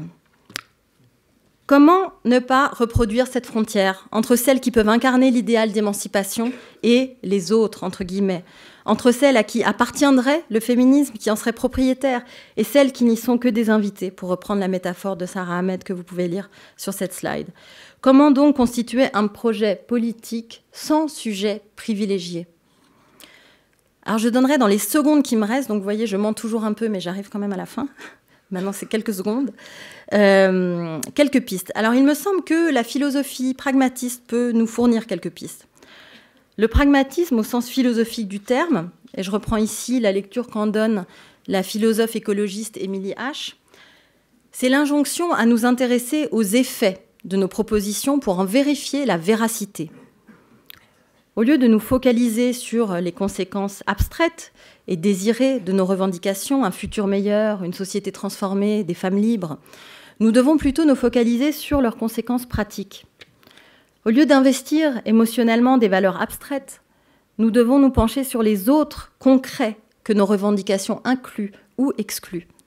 Ce qui veut dire, par exemple, que nous devons nous rappeler que l'égalité n'est pas seulement un principe politique abstrait, c'est aussi une injonction morale, concrète, de bien traiter l'autre. Traiter l'autre avec égalité, c'est aussi bien le traiter. Appliquer cette morale pragmatiste au mouvement féministe, ce serait par exemple se demander comment pouvons-nous vivre ensemble et ce à quoi nous tenons, pour reprendre le titre du livre d'Émilie H. Alors la perspective pragmatiste se caractérise par aussi son caractère relationnel. Je dois me mettre à la place de l'autre. Et par son ancrage dans le contexte concret, celui de l'expérience et des conséquences de nos actes. Je dois m'interroger sur ce à quoi les autres tiennent et sur les conséquences de mes actions pour les autres. Cela exige par exemple d'admettre que l'égalité ou l'autonomie sont des fins qui, comme toute fin, peuvent et doivent être relativisées. Relativisées, non pas au sens de minorer, mais au sens de mise en rapport avec d'autres fins. La lutte contre l'islamophobie, la lutte contre la pauvreté, la lutte contre le nationalisme, et j'en passe. Donc on doit avoir une exigence de mettre nos fins en rapport avec d'autres fins importantes pour un projet de justice sociale. Alors ces fins ne sont pas aisément comparables ou commensurables, mais il faut pourtant les prendre en compte si on ne veut pas instrumentaliser une fin pour parvenir à l'autre. Et c'est ce qui se passe avec, par exemple, le fémonationalisme. Il ne peut y avoir de fin absolue qui exigerait d'ignorer les autres fins possibles de nos actions. Il faut donc se demander à qui bénéficie cette égalité ou cette émancipation, qui exclut-elle de sa promesse, avec quelles autres fins politiques souhaitables, elle peut entrer en contradiction et comment nous pouvons les concilier de façon contextuelle. Je sens que j'ai 1 minute de répit, donc je vous donnerai un exemple quand même. Je trouve qu'un bel exemple de ces deux logiques différentes, entre une logique abstraite et une logique pragmatiste, est au Québec. Au Québec, les débats sur le voile, sur les accommodements raisonnables, donc des minorités religieuses, sur la protection des femmes de l'oppression de la religion, etc., ont donné lieu à des demandes de la part de certaines féministes québécoises d'inscrire dans la charte des droits québécois, donc c'est leur charte des droits humains, si on veut, que le principe d'égalité des sexes serait au-dessus d'autres principes juridiques, comme la liberté de conscience ou la liberté de religion. Si vous avez fait un peu de droit, ou si vous n'en avez pas fait, je vais vous le dire, le principe d'une charte des droits, c'est qu'il n'y a pas de principe au-dessus des autres. Que les principes des droits humains, c'est que tous les droits sont liés, sont interreliés, et on ne doit donner de privilège à aucun sur les autres. Certaines féministes québécoises voulaient exactement faire le contraire. Elles voulaient inscrire un primat de l'égalité des sexes sur les autres droits dans la charte québécoise comme une manière de sécuriser cette valeur-là et donc de protéger les femmes des minorités culturelles, comme on les appelle au Québec. Face à cette proposition qui n'est pas passée, parce que les juristes ont dit que ce n'est pas possible, parfois il faut l'aide des juristes, face à cette proposition, la Fédération des femmes du Québec avait une approche justement pragmatiste et contextuelle. Qu'est-ce qu'elle disait ? Mais elle disait attention, on est en train d'instrumentaliser les droits des femmes dans un débat contre les immigrés au Québec. On doit faire attention au type de proposition. Dans un contexte politique tel que celui-là, on ne peut pas faire fi de cette autre fin que serait la lutte contre le racisme, la lutte contre la xénophobie au Québec. On doit avoir une proposition qui nous permet de maintenir ensemble notre idéal féministe, notre engagement vis-à-vis de l'égalité et la lutte contre la xénophobie. Donc qu'est-ce qu'elles ont dit ? Elles ont dit au Québec, il faut trouver la voie d'une laïcité qu'on appellerait sans domination. Et donc, à la fois, certes, critiquer l'infériorisation des femmes dans bon nombre de religions, mais tout en gardant un respect absolu pour le droit des femmes à la liberté de conscience. Et donc, leur solution était d'accommoder le voile, d'accommoder les signes religieux, que ce soit de la part des fonctionnaires, de la part des clients des services publics ou de la part des enfants à l'école.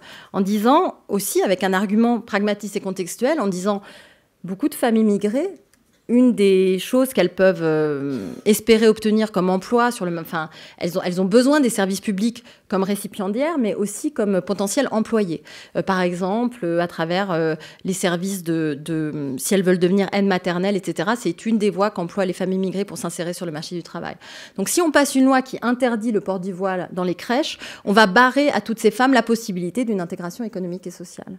Donc c'était une solution pragmatiste, c'était une solution qui disait lutter contre la xénophobie, c'est aussi important que lutter contre l'égalité des sexes, et on doit pouvoir, dans le contexte du Québec en 2015, trouver une solution politique qui ne sacrifie pas un but à un autre. Alors, pour ce futur féministe, nous n'avons pas forcément besoin d'utopie, en tout cas c'était ma proposition, mais nous avons besoin, ça c'est sûr, de beaucoup d'imagination, car il faut continuer de réinventer de nouvelles façons de nommer le réel. Il faut continuer d'inventer un féminisme vivant, capable de mobiliser, mais sans forclore son sujet sur une identité déjà donnée et sans ériger ses valeurs en bien absolu à atteindre. Je vous remercie de votre attention.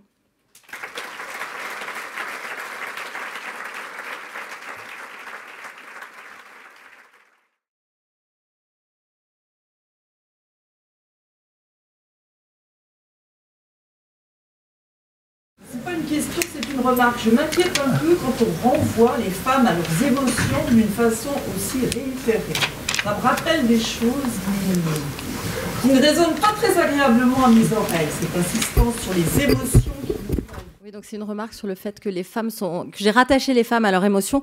Je rattache les hommes à leurs émotions. Je rattache tout le monde à leurs émotions. Ce n'est pas un avantage spécifiquement féminin. Il se trouve que beaucoup d'entretiens étaient fortement émotionnels. Et il se trouve que je pense que nos dispositions morales sont attachées à des émotions. Mais pour les hommes comme pour les femmes. Non, bien évidemment. Mais là, je veux quand même une insistance sur cette motivation émotionnelle des femmes. Je me rappelle des choses. Oui, d'un autre côté, pour ceux qui ont été témoins des débats sur le voile, il y avait beaucoup d'émotions. On ne peut pas le nier. En fait, j'ai une première question sous forme... J'aimerais bien savoir ce que vous pensez. On va installer une statue de féministe sur Parliament Square à Westminster, et il y a des débats pour savoir est-ce que c'est la bonne féministe qu'on met au milieu de ces 9 hommes là. Et donc les débats sont... on a mis une féministe libérale qui représente un féminisme blanc. Et il y a d'autres féministes blanches qui se battent pour avoir une féministe plus radicale, qui serait une suffragette et non une suffragiste. Et puis il y a encore une statue où il y a du crowdfunding pour une statue d'une féministe socialiste qui est la sœur, la fille, enfin voilà. Vous avez compris l'idée. Et il y a d'autres féministes de cette époque, et notamment pendant la période d'entre-deux-guerres, qui elles aussi se posaient la question d'un féminisme non blanc, notamment en Angleterre. Et du coup, moi, ma question, c'est est-ce qu'on a besoin... quel est le rôle, finalement, du besoin d'avoir une statue ? Si vous voyez ce que je veux dire. C'est-à-dire qu'en gros, on a vraiment l'idée que, au-delà... les questions que vous avez abordées là posent des questions plus générales sur le rôle des émotions dans des engagements politiques personnels qui concernent effectivement pas que les femmes. Et donc, on a l'impression que vous recalez toute une grille de lecture qu'on a appliquée à d'autres phénomènes, un phénomène qui est les débats au sein du féminisme. Et personnellement, je trouve ça très salutaire. Donc ça, c'était un peu, qu'est-ce que vous pensez de l'histoire de la statue ? Et la deuxième question, c'est que ce qui m'a frappé, moi, dans ce que vous dites, c'est... alors, c'est pas tellement l'âge des personnes dont vous avez retranscrit certains discours, mais cette question des débats en France, moi, je l'ai vécu avec une émotion liée à un conflit de génération. Et donc, sur le conflit de génération, vous avez dit c'est dur aujourd'hui de différencier une troisième, une quatrième vague. Moi, je vois des gens, quand vous évoquez cette position, je vois des gens dans le milieu universitaire, je vois des débats aussi qui sont très forts au sein du milieu universitaire, par exemple, et je vois une ligne qui n'est pas seulement une ligne de couleur, mais une ligne aussi générationnelle. Donc est-ce que c'est vrai ? Est-ce que c'est que mes émotions personnelles qui me font voir cette ligne ? Ou est-ce qu'elle existe ? Et est-ce que vous avez travaillé sur cet aspect-là ? Merci beaucoup. Merci beaucoup. Merci. Bon, alors sur quel statut faut-il ? Je n'oserais pas suggérer qui que ce soit. Ouais, est-ce qu'il faut des lieux de mémoire ? Il y en a déjà. La question, c'est comment on les pluralise, et maintenant, on est en train d'enlever les statuts des générales sudistes. Voilà. Donc, il y a une politique des lieux de mémoire. Mais est-ce que j'irais argumenter qu'il ne faut pas de reconnaissance institutionnelle de l'apport de figures féministes à l'histoire politique, à l'histoire de l'émancipation sociale ? Non, je pense qu'il faut des lieux de mémoire, mais il en faut beaucoup plus. Évidemment, c'est toujours le problème. C'est comme quand on dit il faut qu'on recrute une femme. Ah, mon Dieu, laquelle ? Bon, si on dit non, on en recrute 10, tout de suite, c'est beaucoup plus facile. Je pense que c'est pareil avec les statuts. C'est ça. Non, mais ça laisse beaucoup plus de choix. Donc, on peut espérer qu'on est bientôt dans une époque où on parle plus d'une statue, on parle de plusieurs. Alors, sur le conflit de génération. Alors, c'est vrai, là, les citations étaient extraites de personnes qui sont plutôt issues de la deuxième vague, mais j'ai des citations similaires. Et encore, j'en ai qui sont dans la quarantaine et j'en ai qui sont dans la trentaine. Donc, il y a un spectre large. Évidemment, il y a un conflit de génération, mais ce serait trop simple de le réduire à ça. Il y a aussi des différences de génération chez les féministes racisées, c'est très important. Elles n'ont pas du tout la même approche des conflits et des problèmes au sein du féminisme en fonction de la génération dans laquelle elles ont été socialisées. Est-ce que, à l'époque où elles ont été socialisées comme féministes, il y avait beaucoup d'autres féministes racisées ou pas ? Est-ce que la question raciale était politisée dans le contexte où elles étaient ou pas ? Et là, on voit la différence entre le Québec et la France. Au Québec, ça fait des décennies que le terme de minorité visible existe, qu'on a des politiques qui soutiennent les groupes à partir de leur origine ethnique, etc. Donc, c'est un contexte où s'auto-organiser sur une base ethnique ou religieuse est considéré comme complètement légitime. Donc évidemment, du coup, on n'a pas ces conflits générationnels, on n'a pas ces différences générationnelles au sein des féministes racisées, parce qu'en fait, elles ont toujours connu un contexte où c'était légitime dans l'espace public de s'auto-organiser sur une base ethnique. En France, c'est un contexte de transformation qu'on voit. Mais encore une fois, il y a des positions qui sont transgénérationnelles, chez les féministes blanches, et il y a des positions qui sont différentes selon les générations aussi chez les féministes racisées. Donc clairement, c'est la question du contexte de socialisation au moment quand on se dit à soi-même et quand on dit au monde qu'on est féministe. Qu'est-ce que c'est se dire féministe, se déclarer féministe? Et ce contexte-là, il forge effectivement un rapport au féminisme qui est différent, en particulier selon les générations. Mais voilà, il y a des choses qui sont malgré tout qui sont transversales, ça n'explique pas. Alors, bonjour, merci pour l'exposé. J'ai entendu parler beaucoup d'égalité, mais il me semblait que c'était la plupart du temps dans des milieux assez prestigieux. J'ai encore pas eu l'occasion de parler à une féministe qui voulait l'égalité chez les plombiers, par exemple. Alors, je voulais savoir, le jour où la quête de l'égalité sera pas dans l'intérêt des féministes, est-ce qu'elles seront autant vocales, en fait? Alors, ça dépend des moments historiques, en fait. Et puis ça dépend effectivement des formes de féministes. Il y a, alors maintenant il est plus complètement vaillant, mais il y a une tradition de féminisme socialiste qui prend ses racines à la fin du 19e siècle et qui milite pour l'égalité chez les ouvriers et chez les ouvrières, et qui s'est retraduit dans les années 70, au moment de la deuxième vague, dans ce qui a été appelé dans certains endroits le courant lutte des classes ou un féminisme marxiste en Angleterre et en France. Où là, c'était, bon, alors dans une période d'effervescence politique, de manifestation, de fortes activités syndicales et de l'extrême gauche, en particulier ouvriériste en France, il y avait, au contraire, il y a plein de féministes qui ont été établies, donc qui sont allées dans les usines travailler, alors qu'elles venaient peut-être de milieux intellectuels, mais elles allaient s'établir dans les usines pour conscientiser les ouvrières. Donc il y a une tradition, il reste cette tradition-là, mais je suis d'accord que elle a peut-être un petit peu perdu de sa voix. En tout cas, elle est moins médiatisée, elle est moins sur le devant de la scène.